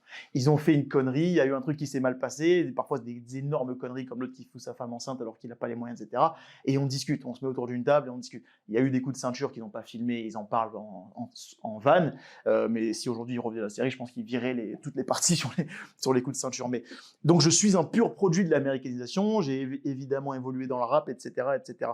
Maintenant, il y a eu des impacts extrêmement positifs de l'américanisation, je suis obligé de l'avouer, et notamment pour les Noirs, encore une fois, on a joui d'une image qui nous colle encore à la peau aujourd'hui, l'image du rappeur, potentiellement bad boy, potentiellement gros potentiellement, etc., qui marche encore en réalité aujourd'hui, je ne sais pas pendant combien de temps, mais qui marche encore en réalité aujourd'hui avec les femmes. Ça nous a permis aussi peut-être de mettre un pied encore plus profond dans le capitalisme, parce qu'on sait aussi que la France a toujours été très terre à terre vis-à-vis de tout ça. L'Amérique a poussé le capitalisme quasiment à son paroxysme. Moi, j'aime bien toujours donner et le capitalisme et je fais toujours libéralisme ou libertarisme, bon bref, à son paroxysme, à tel point que quand tu arrives là-bas, tu peux acheter des bidons de 5 litres de jus d'orange. Et en fait, ce qu'on te dit, c'est à ta disposition. Maintenant, tu es libre. Tu es totalement libre. Tu peux le boire dans la soirée et peser 80 000 kilos parce que tu es une grosse merde, ou alors tu peux le garder, le conserver, ça va te revenir moins cher en fait de l'acheter en gros, et c'est toi qui choisis. Voilà, tu es libre, tu as le droit de l'acheter à cette proportion-là et tu en fais ce que tu veux. Voilà. Et on voit malheureusement qu'ils en font le mauvais usage. Voilà, ils ont plutôt tendance à le boire rapidement et n'importe comment. Donc il y a eu aussi cet avantage-là d'évoluer aussi dans notre vision à nous du capitalisme avec l'américanisation. Il y a évidemment des chefs-d'œuvre qui viennent des Américains. On n'est pas toujours tous censés tout critiquer. Par contre, évidemment, il y a des effets néfastes de l'américanisation. Et je dirais à commencer par cette espèce de nivellement vers le bas, c'est-à-dire de la décroissance de la culture en règle générale. Là-bas, c'est pas un sujet. Voilà, encore une fois, j'en ai fait vaguement un sujet sur Insta. Là-bas, c'est pas un sujet. On a strictement rien à foutre qu'une gamine ou qu'un gars soit cultivé, ait un minimum de culture générale. En fait, c'est pas ça l'Europe. C'est pas comme ça qu'on a grandi. On nous fait découvrir des grands auteurs qui nous emmerdent quand on a 11 ans, mais qu'on trouve passionnant quand on en a 25 ou 30 ou voire plus. Et c'est une chance énorme qu'on a. On a un pays qui est bien plus vieux, avec une culture beaucoup plus profonde et une histoire beaucoup plus folle et beaucoup plus sérieuse que l'Amérique. Et moi, je disais à l'époque que c'était un pays sous blister, mais c'est que réellement, on a cette chance, nous, en tant qu'Européens, d'accéder assez facilement dans la rue, rien que dans la rue. Ils ont l'architecture qu'on a en France, elle n'existe pas là-bas, par exemple. Quand on dit New York, Paris, même niveau, non, pas même niveau. Un building de 5000 mètres, il n'y a pas de building de 5000 mètres, mais il y a un building de 5000 mètres tout en verre ne remplacera jamais le Palais Royal ou Versailles ou quoi que ce soit. Tu comprends ce que je veux dire? Et cette chance qu'on a, il ne faut absolument pas la travestir parce que c'est quelque chose que même les Américains nous envient en réalité. Emily in Paris cartonne parce que c'est à Paris. Et dans les beaux quartiers parisiens, évidemment. On va pas dire, c'est pas Emily. Emily va prendre du crack dans le dit où est-ce qu'elle Ah, Emily, elle prend pas, voilà, ça. Elle prend pas le RERB non plus. Tu vois, elle va pas voir Marvel. Non. Ah bah non, on va pas. Passe des musiques indiennes. C'est pas Emily in Sarcelles, c'est ça qu'on veut dire en fait. Et donc, et ça c'est quelque chose, on a tendance à ne pas s'en rendre compte, mais c'est toujours le même problème parce qu'on vit ici, on a l'habitude de voir ça, etc. Mais en réalité, le monde entier nous envie ça. Le monde entier. Pour les Américains, on est tous des littéraires, des grands littéraires. On est des grands aristocrates. On est des buses, mais pour les Américains, on est tous des mecs trucs. Et on passe notre vie au Louvre, et puis on passe notre vie à se masturber sur le. Moi, je le fais parce que je suis un énorme connard, mais bon, la majorité des gens, des Français, ne se rendent même plus compte de la chance qu'on a de vivre dans un pays avec une telle culture. Et donc toi, qu'est-ce que la culture américaine? Moi, je suis dans la même affirmation que toi, et c'est très courageux de le faire parce que c'est souvent critiqué. Moi, c'est pareil. Je suis défini par plein de trucs, mais l'Amérique prend une place centrale. Enfin, mes héros sont américains, les grandes épopées. Tu sais, il y a plein de mecs qui sont anti-américains. Ils ont oublié qu'Internet, c'est SpaceSat, c'est américain. Nous, on était sur le Minitel. Ouais. Ben vas-y, tweet sur le Minitel. Fais 3615, rentre la ligne de code et explique-nous comment elle est ta vie, tu vois. YouTube, Internet. Tu vois, tout ce qu'on consomme est américain. Donc, des fois, il y a un petit côté ingrat que je supporte pas chez les Français, qui ne veulent pas acter qu'à un moment, on a pris 10 mètres dans la gueule, en fait. C'est que les Américains sont arrivés, ils nous ont dit, non, vous êtes des clochards. Vous êtes des clochards. Ben, je suis désolé, PFL, UFC. Ouais. WBC et le ouais, WBC et oui voilà et les galas malaisants. Bon, et si tu veux, le problème qu'on a, c'est que Richard Dacoury, Michael Jordan. Oui, complètement. Et n'insulte pas les athlètes français, par contre. Non, mais si tu veux, ce que je veux t'expliquer, c'est qu'en fait, il faut être équitable. Tu peux pas être un ingrat. Moi, je déteste l'ingratitude. L'Amérique, moi, le rapport que j'ai à l'Amérique, c'est Hulk Hogan, très basique. Mon daron, il était communiste. Ouais. Hulk Hogan, il prenait des drapeaux de l'URSS, il mettait écouté dedans. C'est vraiment, on est dans la soupe, tu vois, la soupe. C'est vrai qu'en fait, ce qui est bien, c'est qu'il simplifie le marketing. Coup de tête dans le truc, c'est bon, t'as compris, pas besoin de te dire de mots. Quoi. Je suis désolé, quand tu étais dans les années 90 et qu'en fait, la France te proposait, elle te proposait Ophélie Winter et Raphaël, tu vois, je suis né dans cette caravane. Ah ouais, Raphaël. Et t'avais It's Your Birthday, l'autre il faisait de la musique, mais attends. Tu vois ce que je veux dire? Nous, là où on supplante les Américains, je te rejoins à 2000%. La culture. Oui, Issue Birthday, oui, les immeubles de 30 étages, oui, la performance, oui, Mike Tyson, 1 seconde 30 sur le ring, paf, clacasse, oui, ça bump quand t'as un son West Coast, mais gros, nous, on a des maisons en pierre apparente, nos églises, elles ont 1000 ans, tu vois. C'est vrai. Toi, au plus tôt, les églises premières, c'est 1497, tu vois, voilà, elles sont au nord du Mexique, en fait, tu vois. Bon. Et ils ont l'architecture des Walmart, c'est-à-dire que c'est jamais extraordinaire, en plus. Et en fait, on n'a pas à choisir entre le monde occidental et le monde européen. Moi, je suis autant le fruit de la blédarditude de mes grands-parents et du côté très paysan de mes parents, tu vois, français, d'origine espagnole, mais des ruraux français, que de l'américanisation des sons que j'ai écoutés, des clips que j'ai regardés. Ça nous a influencé de ouf. Évidemment. Et les films. Tu sais, il y a plein de mecs qui te disent, ouais, les États-Unis, nana, ils sont toute la journée à regarder des blockbusters et ils kiffent. Bah oui. Tu vois ce que je veux dire? Même les séries, c'est vrai que... Les séries également, oui. Hollywood, c'est... Mais je veux quand même faire une distinction entre l'américanisation à travers l'empire culturel américain et l'Amérique, le pays. Je pense que tout Européen qui est honnête, parce que je vais te dire, il y a un problème. Je suis un énorme voyageur, ok, d'accord, je passe ma vie à l'étranger, il n'y a aucun problème, mais je suis très honnête sur ce que je vois et ce que je ressens. Quand j'étais aux États-Unis, mon premier voyage c'était Los Angeles. Mon rêve quand j'étais gosse, c'était de m'installer à Los Angeles et de vivre la vie hollywoodienne Beverly Hills. Je l'ai fait, j'ai fait Venice Beach, j'ai fait le Gold Gym, j'ai fait tout ça, j'étais traumatisé de ce que j'ai vu. C'est-à-dire qu'il y a... le problème principal pour moi en tant que touriste aux États-Unis, c'est la drogue. C'est les effets de la drogue sur la population. C'est terrible. Et tu vas dans les États rouges ou les États bleus, donc démocrates républicains, c'est quasiment la même chose. C'est bien plus dégueulasse dans les États bleus, il n'y a aucun doute. San Francisco, Los Angeles, New York, va dans les métros de New York, etc. C'est une horreur. Et je pense, sans déconner, à tel point que tu croises les crackheads américains qui sont extrêmement nombreux, mais à un niveau, c'est désastreux. Tu croises ceux de Paris, tu as envie de les prendre dans tes bras. C'est pas du tout la même chose. C'est pas du tout la même chose. Les doses, les drogues utilisées, etc., etc. C'est surtout, je pense qu'ils vivent pas la même misère que nous. Ah oui. La misère là-bas, elle est globale, elle est totale. Ouais, et puis la misère peut vraiment toucher tout le monde. Ouais, c'est vrai. Ouais. Vraiment. Ouais. Alors, je sais qu'en France, il y a vraiment des mecs qui avaient des situations et qui se sont retrouvés à la rue. J'ai aucun doute là-dessus, mais on vit dans un système tellement d'aide sociale, etc., que tu ne peux pas te retrouver à la rue parce que ton fils a eu la jambe cassée, par exemple. Oui, tu vois, c'est rare, c'est rare. Je dis pas que c'est pas arrivé en France, je dis c'est extrêmement rare. Par contre, là-bas, ça arrive énormément souvent. Et quand tu prends 2 minutes pour discuter un petit peu avec eux, pour savoir les raisons, il faut le faire en France. Il faut être honnête, il faut le faire en France, il faut le faire aussi aux États-Unis. Mais quand tu demandes aux Américains dans la rue comment vous êtes retrouvés là, la plupart vont dire moi j'avais ma femme, mes gosses, etc. Ma femme est partie, justice féminisée, j'ai tout perdu. Elle m'a foutu à la rue, je suis parti en dépression, j'ai pas fait l'effort de me relever tout de suite. J'avais besoin de temps pour moi. Or, le temps, là-bas, dans un système hyper capitaliste, c'est vraiment de l'argent, un niveau bien plus élevé que le nôtre. Le temps, c'est vraiment de l'argent. C'était trop tard pour moi. J'ai raté le coche. J'étais obligé de rester là. Et puis, perdre du temps, c'est aussi commencer à prendre des drogues, à tomber dans l'alcool, etc. Mais quand tu vois... Vous avez fait l'Amérique? Oui, absolument. J'ai fait Miami, New York. Tu as fait Miami. Mais tu vois, même Miami, qui est très souvent vendu, mais pour des raisons que je valide, hein, très souvent vendu comme étant potentiel. La Floride, l'État, ou avec le Texas. J'ai pas fait le Texas, mais la Floride comme étant l'État où il faut aller, etc., etc.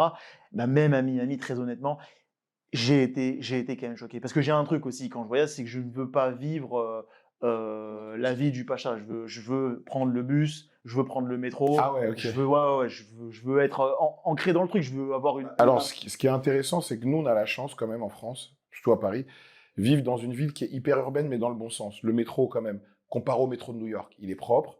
Tu te sens quand même en sécurité comparé au métro de New York.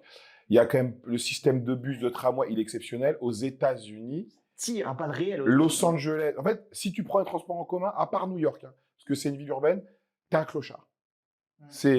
Tu marches. Ah, c'est vrai, c'est vrai. Je veux dire, tu sais, tu regardais la série Entourage? Non. Bon, c'est une série produite par Mac Aubert qui a cartonné. Et donc, dans la série, bon, ça se passe à Los Angeles. Et à un moment, tu as un des mecs de leur groupe, il marche à pied dans Los Angeles. Et il y a un pote à lui qui le voit, il dit, mais qu'est-ce qui t'arrive? T'es en dépression, pourquoi tu marches à pied? Miami, c'est une ville qui a été conçue par les Feuges, où tu peux tout faire à pied pour Shabbat. Collins Avenue, Washington et South Beach. Que des rues parallèles. Mais là, c'est Miami Beach. Oui, c'est le centre de Miami. Mais après, quand tu vas... Non, justement, c'est le Miami Beach. Oui, c'est Miami Beach. Donc, ça veut dire que là, tout a été conçu par les Feuges pour tout faire à pied lors de Shabbat. Mais si tu veux... Mais tout se passe dans 3 rues, tu vois. Mais si tu veux bouger, le système de bus, c'est merdique, en fait. C'est les pauvres qui prennent le bus. Mais la manière dont les quartiers ont été disposés, en fait, ne permet même pas. Je parle aux États-Unis, mais c'est un pays extrêmement vaste, ça etc. Ça ne permet pas d'être urbain. Mais j'entendais des Américains nous envier ça. En fait, la capacité qu'ont les Français à vivre proche des choses importantes, c'est-à-dire des écoles, etc. Oui, etc. Et en fait, ça crée même un autre problème, c'est que nous, en Europe, on a des enfants qui sont indépendants plus rapidement parce qu'ils dépendent. Ils marquent leur indépendance plutôt vis-à-vis des parents et notamment vis-à-vis de la voiture. C'est-à-dire que quand l'école est à 25 km, tu es forcément obligé de prendre la voiture pour y aller. Et alors qu'en France, en réalité, la plupart des gamins pourraient presque y aller à pied. Oui, là, je parle des écoles. Moi, l'école de mes enfants, elle est dans leur rue, quoi. Tu vois. Voilà, c'est ça. Mais ça, c'est très répandu. Aux États-Unis, c'est un énorme pays et il y a eu une mauvaise gestion, je pense, urbaine. Qui a créé ça. Et c'est un souci. Et surtout, quand les mecs voyagent en Europe et qu'ils sont honnêtes sur ce qu'ils ont vu en Europe, ils se disent, ouais, effectivement, je comprends aussi pourquoi ça... C'est pour ça que maintenant, j'aimerais vous poser la question. Est-ce que quand même, bon, malgré les problèmes qu'on a cités en France, c'est quand même un pays qui fait rêver quand même, où il y a quand même quand même un social qui fait que tu peux pas retrouver du jour au lendemain en galère comme aux États-Unis, à part si tu as décidé de te déconnecter de tout et d'abandonner. Okay. Est-ce qu'on peut dire que quand même le continent européen, c'est quand même... il y a plein de choses, le continent européen, vas-y. C'est quand même l'un des meilleurs endroits au monde pour les personnes modestes. Je développe. Toi qui es parti en certains pays comme l'Inde, comme le Mexique, comme l'Amérique latine, si tu n'as rien, c'est compliqué. En Europe, si tu n'as rien, le système est quand même fait d'une manière où... c'est ce qui va l'amener à sa destruction. Je pense que c'est aussi le problème. Ouais. Développe pourquoi d'ailleurs? Je vais développer très Absolument, très intéressant. Je vais développer très simplement. Dans Hong Kong, ouais. Bon, il y a du pognon partout, il y a plein de gens qui ont envie d'y aller, mais tu peux pas y aller. Tout le monde n'y va pas. Ouais. La France, il y a du pognon nulle part, mais on t'en donne de l'inventer. On t'incite à y aller. Et tu peux venir. C'est vrai. Bon, qu'est-ce qui va se passer? Au bout d'un moment, il n'y aura plus assez de mecs comme nous pour créer de la valeur ajoutée. Voilà. Il n'y aura que des fonctionnaires et des clandos. Et il faudra que les profs d'histoire géo communistes aillent voir les clandos et qu'ils leur disent, écoute gros, on est dans un pacte social, il faut que je touche un salaire. Est-ce que tu peux me donner 2000 €, s'il te plaît? Voilà. Et là, il faudra qu'ils s'arrangent entre eux. Voilà. Et là, les clandos leur diront, pourquoi? Il y a quoi dans ton cours d'histoire? Il y a de la sensibilisation au genre, à l'histoire des minorités, il y a le jour de l'homosexualité, là, voilà. Vous pensez vraiment que la civilisation européenne va se... En fait, cette espèce d'excellence qui est créée aux États-Unis et qu'on voit à travers le sport, à travers le divertissement, à travers l'art, etc., qu'on voit aujourd'hui, qui se répand absolument partout. Alors déjà, elle n'existe pas que dans les métiers visibles. Elle existe aussi dans l'entrepreneuriat, etc., etc. Et ça vient du fait que le bateau est brûlé à la naissance. En fait, on t'explique que de toute façon, si t'es pauvre, c'est mort. Tu ne survivras pas à l'Amérique si tu n'as pas les moyens d'y survivre. En France, on a un système de cotisation. C'est quand même important de le dire, parce que je sais qu'on a beaucoup tendance à critiquer ça, mais bon, il y a une cotisation qui est faite, on te récupère de l'argent sur le salaire que tu as donné, et c'est de l'argent qu'on va te redistribuer quand tu vas avoir des problèmes, quand tu ne pourras pas travailler, etc. Là-bas, on te donne ton argent, t'es imposé, hein, évidemment, mais on te donne ton argent, on te dit fais-en ce que tu veux. Par contre, tu as intérêt à travailler tout le temps. Et d'ailleurs, il y a même une culture qu'on n'a pas du tout en France, la culture du double emploi. Ouais, oui, c'est vrai. On parlait des séries qui ont Malcolm.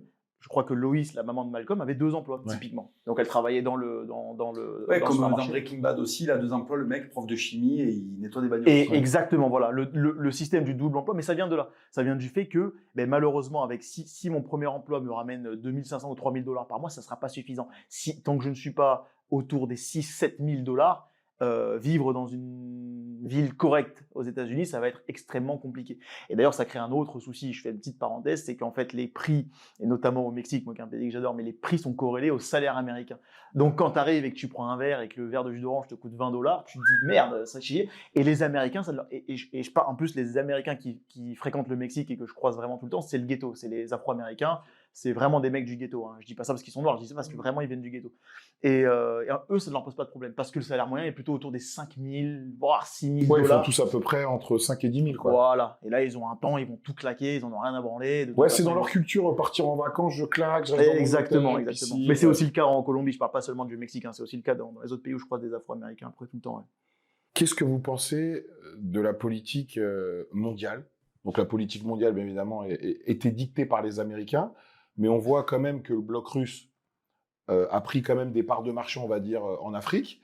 La guerre en Ukraine était faite pour les déstabiliser, ça les a pas déstabilisés du tout. Bien au contraire, ça les a fortifiés et ils ont su s'adapter, alors que l'Europe, qui est sous l'égide de l'OTAN et qui a aidé l'Ukraine, ça n'a pas servi les intérêts des États-Unis pour nuire à la Russie. Que l'Afrique, aujourd'hui, les pays africains qui étaient avec les Français, leur ont dit d'aller se faire enculer et se sont rapprochés des Russes. Que la Chine nous baisse tous en sous-marin sans casser les couilles à personne. Ils nous baissent tous. Même en Afrique. Même en Afrique.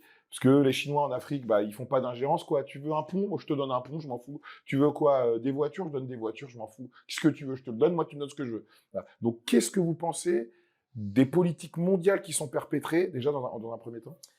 En fait, ce à quoi on est en train d'assister, c'est qu'il n'y a plus un seul gendarme mondial. Ouais. Tu te rappelles les années 90? Oui, c'était simple, c'était le bloc UR, c'est les États-Unis. Ouais, c'était ouais.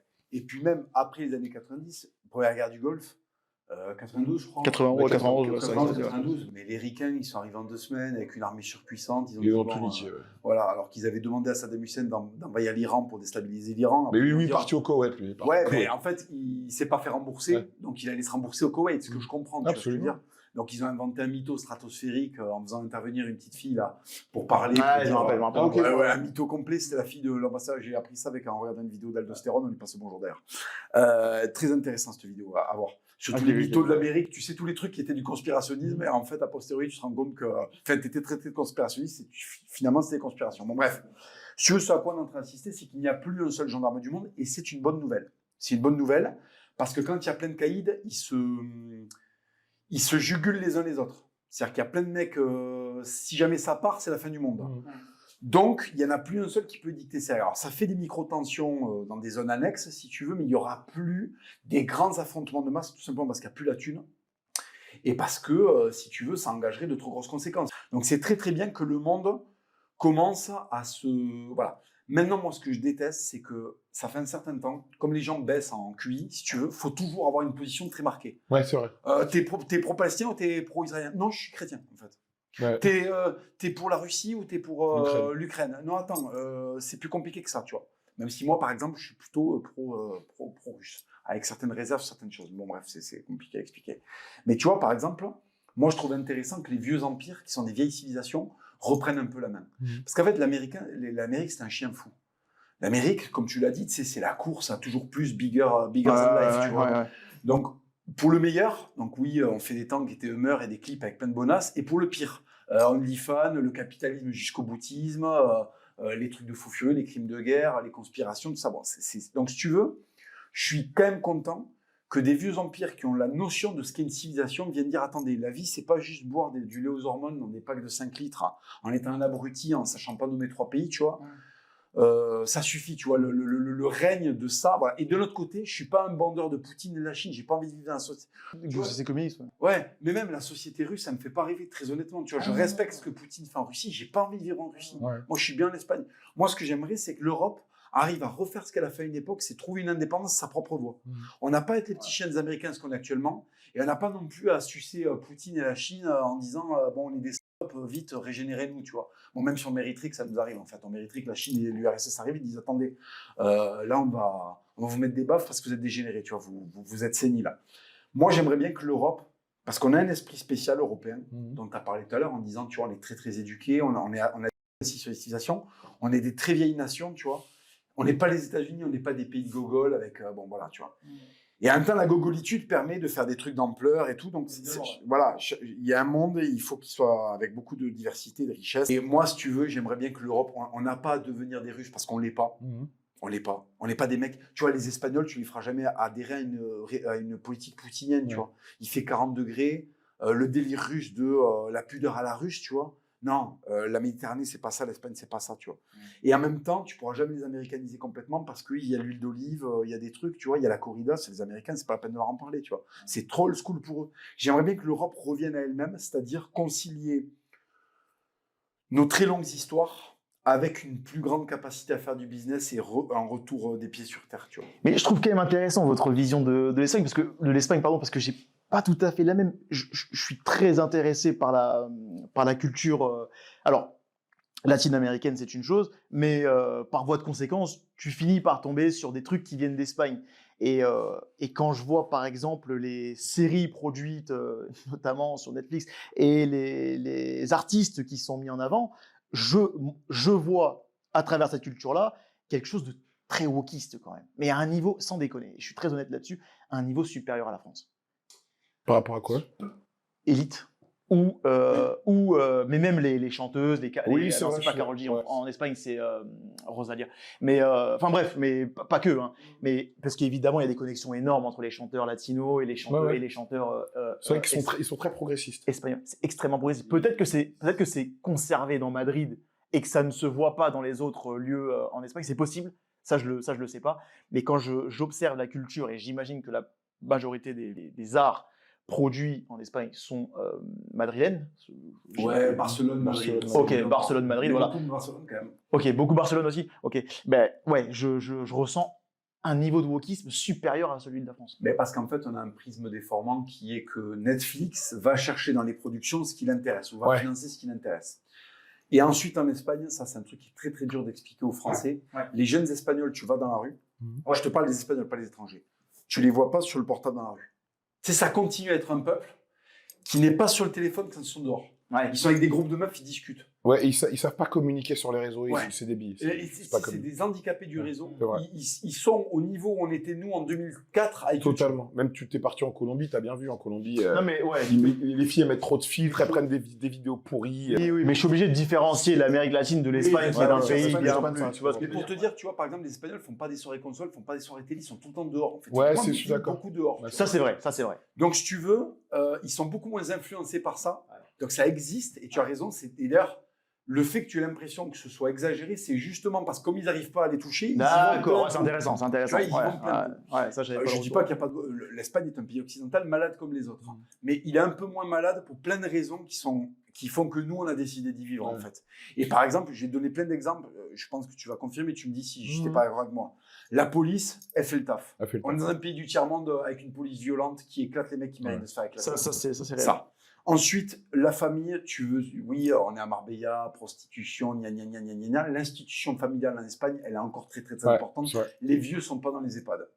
Tu vois, ça c'est autre constat. C'est vrai que les maisons ici, elles sont conçues pour que au rez-de-chaussée, tu aies une chambre et une salle de bain pour les personnes âgées. Parce qu'ils savent qu'à partir d'un certain âge, ils ne peuvent pas monter dans les étages. Donc, et c'est vrai qu'il a raison. Ici, les gens, ils sortent, se retrouvent dans les bars, ils vont en boîte de nuit, ils discutent, ils parlent. Les gens s'intéressent pas, comme nous en France, à la politique.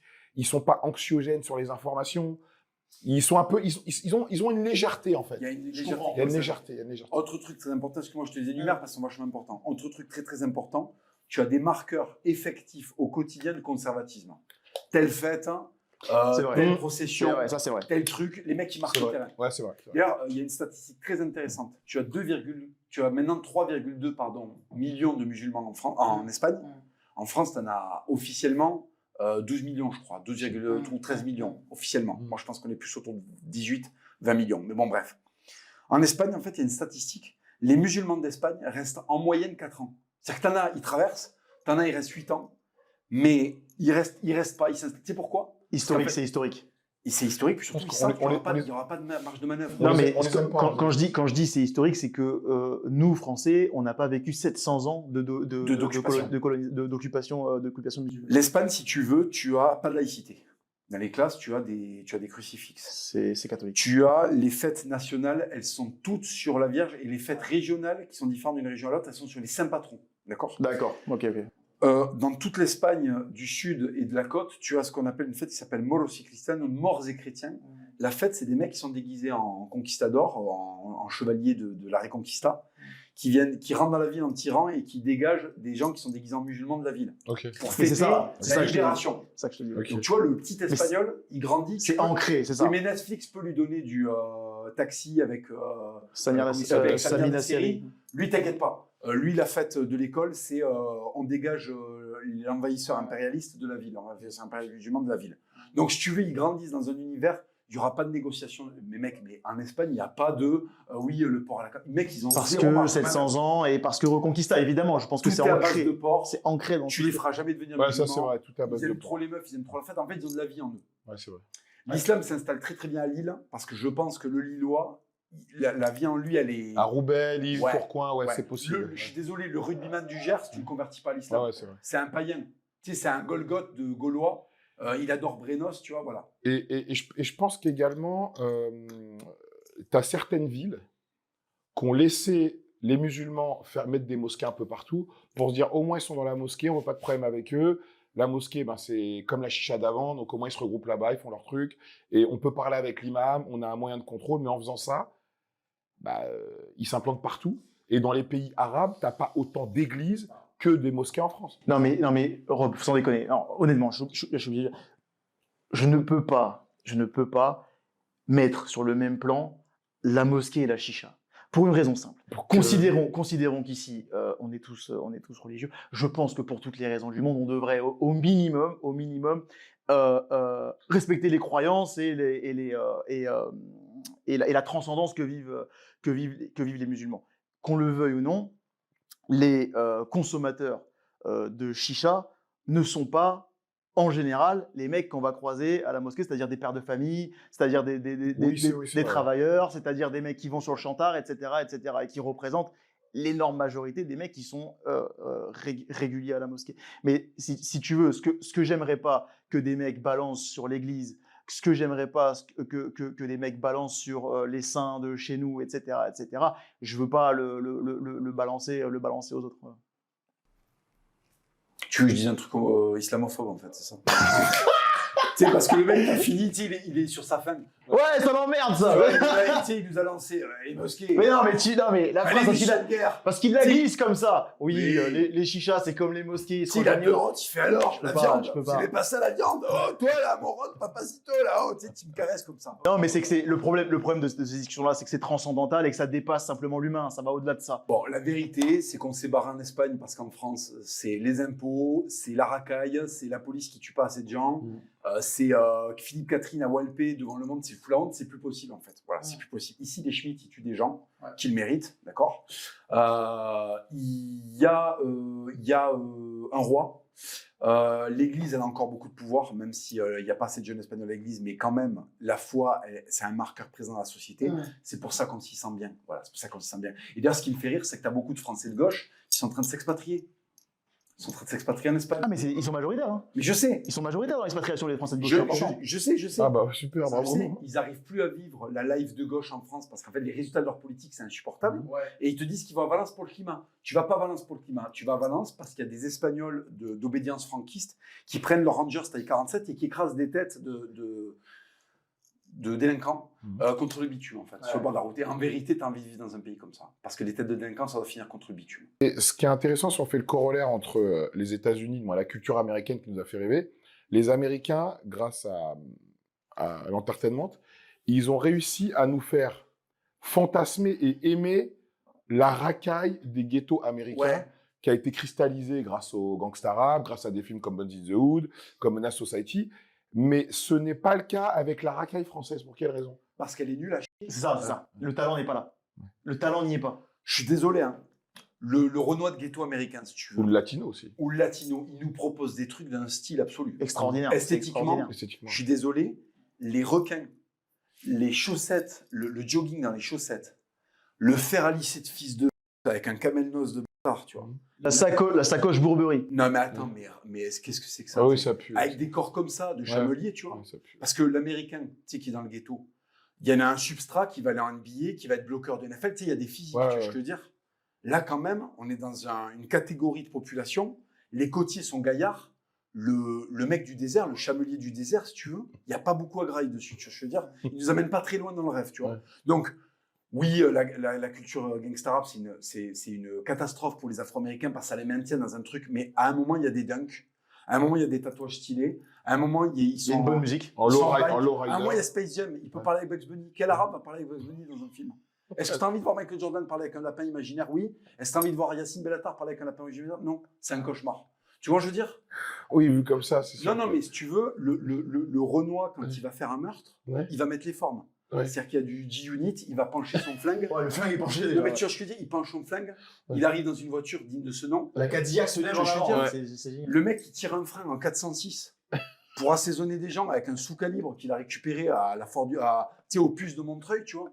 Mais en fait, comment ne pas le maîtriser, si tu veux? Ouais, Tu vois, je veux c'est dire. sûr. Et Oui. ils boivent du Capri Sun. Ouais. L'Américain a au moins l'honnêteté de mettre de la codéine dans son coca, tu vois. Ouais. Et méga respect, il va mourir comme un grand. L'autre, c'est du Capri Sun. Tu vois ce que je veux dire, c'est qu'il y a des oestrogènes, ça va pas. Non, mais tous les choix sont dégueulasses. Ils consomment des trucs de merde à la télé, ils regardent des trucs qui vont pas, tu vois ce que je veux dire. Ils regardent Sem sur YouTube. Enfin, rien ne va, en fait, rien ne va. C'est les trucs les plus pourris du Maghreb, les trucs les plus pourris de la France. Tu sais, les gangsters du Maghreb, tu vois, le côté Ketama, j'ai une plantation de shit, je vis dans un salon, il n'y a pas de meubles, il n'y a que des coussins par terre. J'ai plus de respect pour ça que le d'importation républicaine qui a les mauvais côtés du maghrébin, les mauvais côtés du français, qui a aucun standard. Je préfère le Jacques Messrine bien français, rassis sur les bords, et le mec de Ketama, que le fils qui est la réunion des deux sans avoir rien des deux. En fait, c'est dégueulasse, ils sont dégueulasses. Est-ce qu'on peut imaginer un GT avec des racailles françaises? On peut ou pas? Ben, on peut pas, parce qu'en fait, CJ, il fait de la muscu, il est dans un gang et tout, c'est stylé, il conduit des Impala qui sont montés là sur, comment ça s'appelle ça? Jump, tu sais. Ouais. C'est les Impala qui jump. Qu'est-ce que c'est qui jump dans la vie de nos racailles, tu vois? Les mecs, Bah, ils sont suivis. le T-Max. Le T-Max. Ils sont suivis par des assistantes sociales. Ouais. Tu vois ce que je veux dire? Ouais. C'est qu'en fait, t'as l'État qui vient leur border le cul de nouille en leur disant ça va, tiens, je t'ai acheté ton livre d'histoire, tiens, t'as une subvention pour aller à la cantine. Mais c'est ridicule, tu vois. Le gangster américain, il est livré à lui-même, il se tape avec des Mexicains, tu vois, il se tire dessus avec des types qui sont tatoués 13 sur la gueule, en fait. Ouais. Quelles sont tes options d'emploi quand t'as des numéros tatoués sur le visage, en fait? Ah ouais, les mecs, Tu ils vois vont ce que je veux jusqu'au dire? bout. Pôle emploi te rappelle pas, tu vois ce que je veux dire? Donc voilà, donc c'est pas comparable. Les mecs sont des états socialistes qui fait attention à eux, les policiers n'ont pas le droit de leur tirer dessus, ils ont des éducateurs spécialisés, ils ont un taux de sucre dans le sang monumental, ils sont vaccinés, ils ont une carte vitale. L'Afro-Américain, si tu veux, c'est un animal dans son propre pays. Ouais, c'est vrai. Tu sais, c'est un Et gilet de potence. il est littéralement livré à Bien lui-même. sûr, tu as des types qui les abattent sans sortir de la voiture, tu vois. Et l'excellence d'ailleurs dont on parlait tout à l'heure, elle vient aussi de là. Alors elle est très certainement minoritaire dans les ghettos américains, je dis pas le contraire. Mais l'excellence vient aussi de là, c'est que le mec est littéralement livré à lui-même. Mais il y a quand même une aparté qui est intéressante à faire, c'est sur Booba. C'est-à-dire qu'en fait, au début des années 2000, alors je trouve que Booba est un génie dans absolument tout. Et sa longévité dans le rap qui n'existe pas normalement dans le rap français. Même dans le rap américain aussi. Hein. Que On a tu- des Snoop Dogg, on a des Dre, Oui, mais que on a t'as des... quelqu'un après 25 ans de carrière C'est extraordinaire. sorte des tubes. C'est extraordinaire. Même Ouais, Jay-Z, ça c'est vrai. même Jay-Z le fait pas. Ça c'est vrai. Non mais ça c'est extraordinaire. Mondialement, après au niveau des chiffres, mais qui sortent encore des tubes Il après a, 25 ans. il a un niveau de clairvoyance qui est extraordinaire, que je ne comprends pas. Il est aussi doté d'une certaine génétique qui fait qu'il est plus bankable, par exemple, qu'un Rof, parce qu'il est plus beau, parce qu'il est plus grand, parce que les muscles, parce que tout ça, et ça joue énormément dans la vie d'un artiste. Mais il faut se rappeler d'un truc, c'est que dans les débuts des années 2000, il y avait une énorme distinction faite entre le rap américain et le rap français. La distinction, elle était très marquée par la banlieue française, qui disait que si tu t'habilles comme un rappeur américain, t'es une tarlouse. Booba n'a jamais accepté ça. Booba, dès le départ, a dit, j'en ai rien à branler, je mets mes baggy, je mets mes casquettes et je mets mes bling-bling. Qu'est-ce que vous allez faire? Et en fait, in fine, c'est lui qui avait raison. Ouais, C'est-à-dire maintenant, ils ont qu'à tous, l'époque où on se moquait de lui, on lui crachait dessus parce qu'il faisait l'américain, Après, il s'est installé là-bas, donc on peut considérer qu'il l'est complètement. Et la green card, etc., il n'y a pas de débat. Mais à l'époque, on lui crachait dessus parce qu'il faisait l'américain. Et bien en fait, déjà à l'époque, on l'écoutait, certains l'écoutaient parce qu'en fait, ils sortaient de la banlieue par cette américanisation que les Français vivaient dans leur quotidien. Tu vois ce que je veux dire? Les Français étaient plus proches de l'Amérique que de la banlieue française. Ça, c'est une réalité déjà. Et puis, 20 ans plus tard, ça lui donnait entièrement raison, où en fait, et c'est surtout le cas pour les Afros, pour les Noirs français, donc issus d'Afrique, ils sont beaucoup plus proches dans leur style de l'Amérique que de la banlieue française des années 90. Tu comprends? Et particulièrement les Noirs. Tu vois ce que je veux dire? On en a un super exemple ici. Voilà, les mecs sont plus proches d'un Young Thug que d'un je ne sais quel Rimka, même si j'aime bien Rimka, tu vois. Ouais, parce que la racaille française, elle est influencée par le foot, ce que les Américains n'ont pas. C'est vrai, ça c'est vrai. C'est-à-dire que Ouais, les c'est équipementiers sportifs, c'est Bayern de Munich et c'est la gueule à Ribéry. Oui, c'est vrai. Ça, c'est la France. Parce que les mecs de banlieue portent les tenues d'entraînement des joueurs de foot. Ouais. Voilà, les Quinry, c'est les Raiders de Los Angeles. Et je sais pas si t'as remarqué, maintenant, les mecs de banlieue, ils portent, tu sais, les joueurs de foot, quand ils sortent de l'entraînement, genre leur petite sacoche. Ouais, Tu sais, leur trousse de toilette, quoi. Ouais. Et ben maintenant, les mecs, ils sont exactement pareils. Je sais. Et qu'est-ce que tu penses des Yakuza, par exemple? Quand tu vois les Yakuza comparé à la racaille française, ou même quand tu compares aux mecs C'est des la même gangs. chose, c'est des mafieux là. Il faudrait regarder les petites frappes du Japon, mais je pense que le Japon n'est pas un pays qui produit des petites frappes, tu vois. Ouais. Je pense pas. Non, mais après, si tu veux, là on parle d'esthétique en réalité. Ouais. On parle de l'esthétique du T'enlèveras le gangster. truc des Yakuza. Il y a l'esthétique des gangsters. Mais même, enfin, si tu veux, parce que le Quinry, déjà il y a la génétique. C'est soit un latino, soit un renois.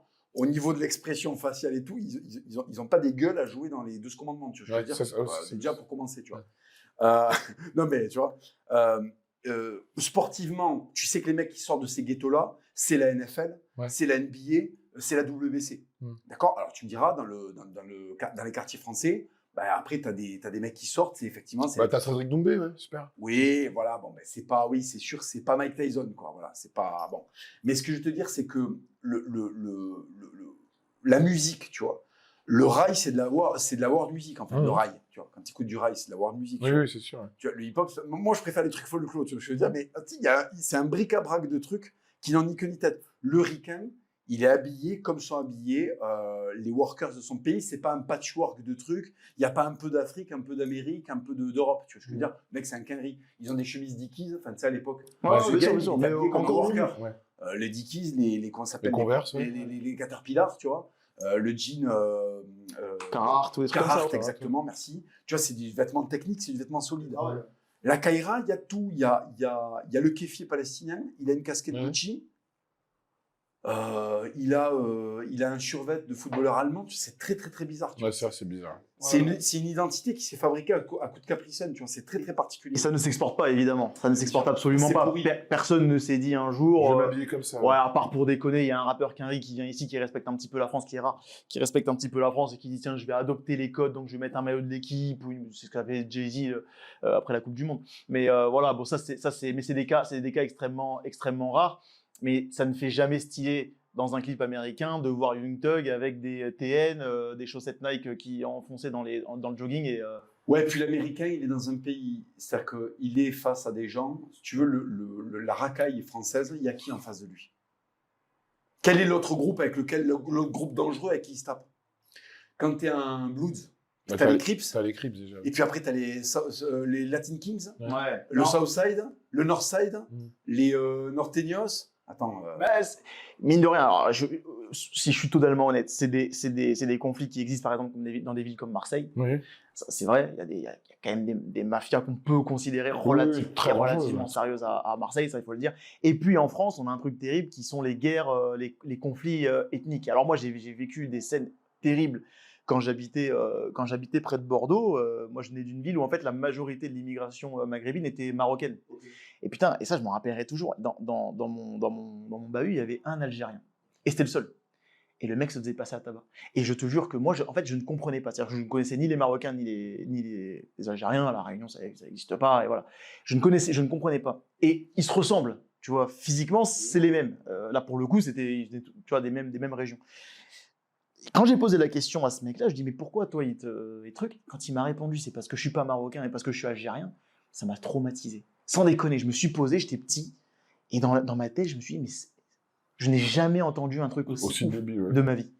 J'ai trouvé ça complètement fou. Mais qu'est-ce que justement tu penses, et je voudrais que tu rebondisses là-dessus, à ces zones de non-droit en France? Ça veut dire qu'on est dans un état de droit et il y a des endroits où tu n'as pas le droit. Un ricain, tu sais pourquoi je les respecte, les ricains, malgré tout? Un ricain qui décide de franchir la ligne, il a franchi en pleine connaissance de ce que ça peut induire. C'est-à-dire, en fait, des coups de pistolet dans le buffet. Ouais, la mort, quoi. Donc, en fait, il a du mérite quelque part, même Mhm. si c'est pas bien d'être un criminel. Au moins, tu sais, Thug Life, en fait. Ouais. Mais la racaille française est privée de Thug Life. Il n'y a pas de Thug Life. En fait, les gens n'ont pas le droit de te faire du mal. Si tu te fais arrêter, il faut faire attention, sinon le policier qui t'a tué, il va passer aux informations, tu vois, et pas pour recevoir une médaille, tu vois, parce qu'en fait, c'était pas bien de te tuer.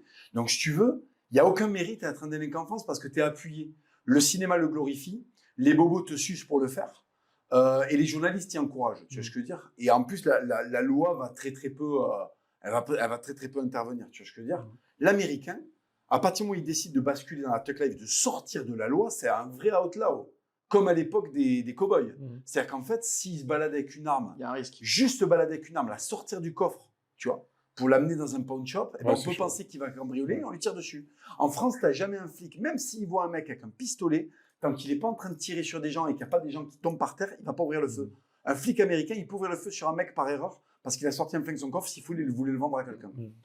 Mais bon, par rapport aux zones de non-droit, bon, encore une fois, c'est pas pour faire la polémique bêtement, mais la réalité, elle est que des zones de non-droit, il y en a dans tous les pays, en gros. En gros, hein, dans la plupart des pays. En Corée Et du Nord, il y en a pas. Mais la Corée du Nord, c'est la zone Ouais, de c'est la non-droit. zone de non-droit, Et ça. si tu veux, et je parle notamment de l'Amérique latine.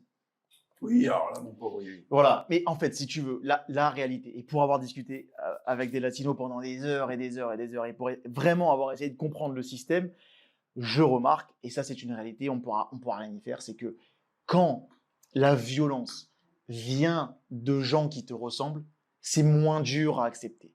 Je trouve que c'est moins violent. Enfin, c'est pas moi qui le trouve d'ailleurs, c'est eux qui les le gens en disent. général. Quand la violence vient de tes enfants, en réalité, parce que la mamie qui voit ça de ses propres yeux, c'est ses enfants en réalité. C'est ses enfants, mais c'est aussi les enfants du pays, littéralement, parce qu'ils se ressemblent, parce que c'est les mêmes personnes.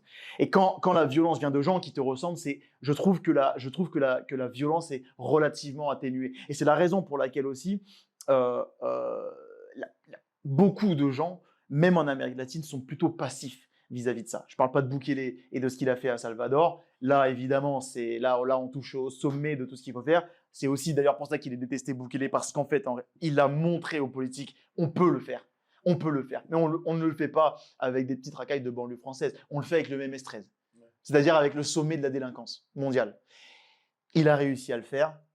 Pour l'instant, en tout cas, ça a l'air de fonctionner. Le pays va beaucoup mieux, les gens sortent plus, les gens sont plus heureux. Ça, c'est une réalité. On a le recul nécessaire pour le dire aujourd'hui. Mais effectivement, voilà, quand la violence vient de tes potentiels enfants, tu vois ce que je veux dire, quand tu t'appelles mamie Ginette et que le délinquant n'a rien à voir avec toi, je pense que la violence est... Mais alors, c'est hyper intéressant, c'est que la violence qui a cours dans ces pays, on voit bien que c'est parce que économiquement, c'est des pays qui sont déjà très pauvres, qui font que des gens plongent dans la délinquance et ces groupes MS-13, bon, c'est pas forcément des gens qui font beaucoup d'argent au sein de leur groupe, c'est plus une attitude et un mode de vie qui encourage la violence. Il y a autre chose. En France, quand même, bon, les racailles, quand même, économiquement, ils font un peu plus d'argent. Qu'est-ce que vous en pensez de ça? Je veux rajouter un truc pour rebondir là-dessus, après je te laisse, Hugo, mais c'est que malgré la violence, et j'encourage absolument pas à la violence ni à la délinquance, mais malgré la violence, malgré la délinquance, il y a quand même une forme d'honneur chez ces gens-là, en Amérique latine. C'est-à-dire que on te dit, hein, pour te la faire simple, tu as un business, tu dois payer tes impôts, mais aussi tu dois payer la mafia. Mais d'une certaine manière, les mafias, les cartels permettent aussi la protection pour les petits larcins, les petits trucs à la con, les arrachages de colliers, etc. En réalité, c'est tenu par les cartels et on dit non, la mamie, tu la laisses traverser la route, tu vas pas lui arracher le sac, tu vas pas la tamponner avec ta moto. Si tu as eu le malheur de buter une gamine parce que tu as voulu faire le con en roue arrière, on va t'attraper dans le cartel, on va discuter avec toi. Et ça, il y a quand même, malgré tout, et encore une fois, j'encourage pas ça et je dis pas que c'est bien, je dis que malgré tout, il y a une forme d'honneur qui n'existe peut-être pas chez nos... Ouais, mais là, on aborde le sujet qui fâche. C'est-à-dire que le Salvadorien, il veut pas qu'on percute la mamie parce que la mamie, il voit une Salvadorienne. C'est ça. Elle est catholique comme Mais lui. c'est voilà, on en revient au même La problème. vérité, c'est que la racaille de culture musulmane, quand il y a un blanc qui prend un plafond par une bagnole qui fait un refus d'obtempérer, même si c'est pas un flic, ils en ont rien à branler. C'est comme la Palestine, en fait. Tu comment je veux dire? Ouais, je vois ce que tu veux dire. Leur cause et les gens qu'ils aiment, c'est pas leurs frères de papier, parce que nous, on est français, on a le même passeport avec les racailles, d'accord? C'est pas ça leur peuple. Ça ne compte pas, ça. Leur peuple, c'est la Ouma. Ouais. Et la Ouma de culture arabe. Parce que les Indonésiens, en vérité, ils en ont rien à branler. Tu vois, les musulmans qui leur ressemblent pas physiquement, ils en ont rien à foutre. Donc, c'est les autres musulmans arabes qui importent aux Arabes. Ils sont majoritaires, quand même. Donc, en fait, quand un Naël, il éclate, parce qu'il a fait éclater un Naël, pas Naël en soi, un Naël éclate un Français de souche, en fait, comme il n'est pas musulman et qu'il n'est pas maghrébin, les Maghrébins n'en ont rien à branler. Tu comprends ce que je veux dire? Quand il y a un massacre en Arménie ou au Congo, ils n'en ont rien à branler. Donc, en fait, ce sont des gens extrêmement communautaristes qui nous reprochent de ne pas les intégrer. Frérot, Ouais, toi-même, tu ne fais pas le lien, toi-même, tu ne fais pas le lien avec la communauté nationale. Comment tu veux que la communauté nationale fasse le lien avec toi? Mais il y a une réalité aussi qui est que n'importe qui vit dans n'importe quelle ville traîne avec des Blancs, traîne avec des Maghrébins, traîne avec des Noirs, etc. Et entre nous, dans nos discussions privées, je m'entends, je veux dire... On se rime. Ouais, casse-toi. Je savais que quelqu'un allait lancer le sujet, voilà. On se rime job. On se met dans la pièce du milieu, juste avant l'homosexualité, on se lèche toutes les Non, barres. mais ce que je veux dire par là, c'est qu'on se dit les vérités entre nous, on en a strictement rien à Ouais. foutre. N'importe quel musulman qui vient, par exemple, me parler du Coran, on va débattre, on va ouvrir le sujet, mais c'est extrêmement sain parce que dans la vie de tous les jours, on grandit avec ces mecs-là, on vit avec ces Oui, tout le monde mecs-là, est etc., beaucoup plus calme que etc. sur Internet, évidemment. Et tout le monde est bien plus calme que sur Internet. Et il y a évidemment, alors peut-être qu'on fait partie du problème, peut-être qu'on a extrapolé certains propos, peut-être qu'on a été loin pour la vanne, pour aller titiller un petit peu, on va balancer une connerie ou deux, mais il y a une réalité qui, que quand on se rencontre dans la vie de tous les jours et quand on est ensemble dans la vie de tous les jours, eh ben, on sait s'apprécier malgré les différences et malgré les sujets sur lesquels on peut se chamailler. Tu comprends ce que je veux dire? Mais ça s'arrête majoritairement à la chamaillerie, tu vois. Mais même dans la réalité, tout simplement, les gens sont moins extrêmes que sur les réseaux. Oui, c'est sûr. Bien sûr. Moi, il y a des mecs qui me disent des trucs sur les réseaux de fou, des outrages monumentaux, tu vois. Mais des trucs, et c'est corrélé au niveau de perversité, de la distance, du fait qu'il est un anonyme et tout, tu vois. Et même les gens qui s'expriment. Je suis persuadé que Bassem, il y a le Bassem des réseaux et il y a le Bassem qui croise un Renoir à Lyon. Oui, Tu vois ce que je évidemment, veux dire? évidemment. Et c'est pareil, il y a les Renois, tu sais, là, je suis tombé sur une chaîne de suprémacistes noirs, tu vois. Ouais, les mecs, ils sont dans un délire, tu vois. Et je me dis, mais c'est pas possible, ils vivent avec des blancs, ils vivent en France, tu vois. Non, c'est pas possible. Oui, c'est très important ce que tu dis, c'est qu'à partir du moment où tu vis là où nous vivons, Bassem, c'est un mec de Lyon, par exemple. Donc, c'est évident que dans son cosme, dans son entourage, il voit des Noirs, il parle avec des Noirs, Ah ouais. les gens lui en parlent. Donc, après, moi, je pense que les gens, ils ont le droit d'avoir un avis qui est divergent, ou peut-être même assez clivant et assez virulent, tant qu'ils appellent pas, tant que Bassem n'appelle pas à frapper les Noirs, soit avec des Arabes. Voilà, après, tu as le droit t'as le droit de pas aimer ça. Je veux dire, C'est quoi, juste les gars, parce que je suis pas trop au courant. C'est quoi qu'on lui reproche exactement? en fait, c'est quelqu'un, en gros, pour faire simple, son cheval de bataille, c'est quelqu'un qui est très populiste, on va dire, par rapport aux Maghrébins. Et pour lui, les Arabes, filles arabes qui sont avec des Noirs, Ouais. ça lui plaît pas. Et donc, c'est un peu D'accord. son sujet. Mais bon, à la limite, le gars, il a le droit, comme toi, par exemple, t'es réunionnais, tu pourrais dire que tu voudrais voir toutes les réunionnaises avec des réunionnais, je suis congolais. Je pourrais dire, voilà, ça me saoule de voir une congolaise avec un blanc comme toi. On pourra plus faire de vidéo après. Oui, non, mais c'est pas grave, en fait, tu vois. Ce n'est pas grave. Non, mais c'est pas grave. Moi, je pense que le problème sur les réseaux sociaux, les gens sont beaucoup trop sensibles. Toi, par rapport à ce que tu n'as jamais, vous avez jamais rencontré quelqu'un, je vous pose la question, qui est venu voir en disant, j'aime pas ce que tu fais. Non, pas de manière aussi virulente. Ça m'est déjà arrivé, c'est extrêmement rare. Hein. Mais j'ai une histoire comme ça où deux mecs de banlieue étaient venus vers moi en me disant mais ça reste quand même relativement modéré. C'est que les mecs me disent oui, je vois ce que tu fais sur les réseaux, t'es drôle, mais t'as des trucs sur lesquels pour moi tu vas trop loin. Et moi ce que je fais, c'est que j'ouvre le débat, il n'y a aucun problème. Oui, On peut en parler. Oui, tu peux en parler. J'étais en train d'écrire mon spectacle, j'étais dans un café. Ah, ok. Ouvrons le débat. Allez, qu'est-ce qui se passe? Qu'est-ce que tu me reproches? Et concrètement, la réalité, et ça c'est un peu dramatique, mais en même temps, c'est parce que c'est notre métier, les gars, faut arrêter de se raconter des histoires. L'argumentaire en face est souvent léger. Mais c'est parce qu'encore une fois, c'est des mecs qui travaillent, c'est des mecs qui ont un autre taf, c'est des mecs qui font des choses complètement différentes. Moi, ma vie, c'est de lire des bouquins et comment dire ça, de nourrir mes arguments. Ouais. Tu comprends ce que je veux dire? Donc, à la fin, il me serre la main en me disant, frérot, t'es un bon gars, tu m'as appris des choses, etc. Mais en général, ça s'arrête là. Ça va jamais beaucoup plus loin que ça. Bah, je pense que c'est très important ce que tu dis, c'est qu'en fait, les gens, ils voient des extraits de vidéos. Ouais.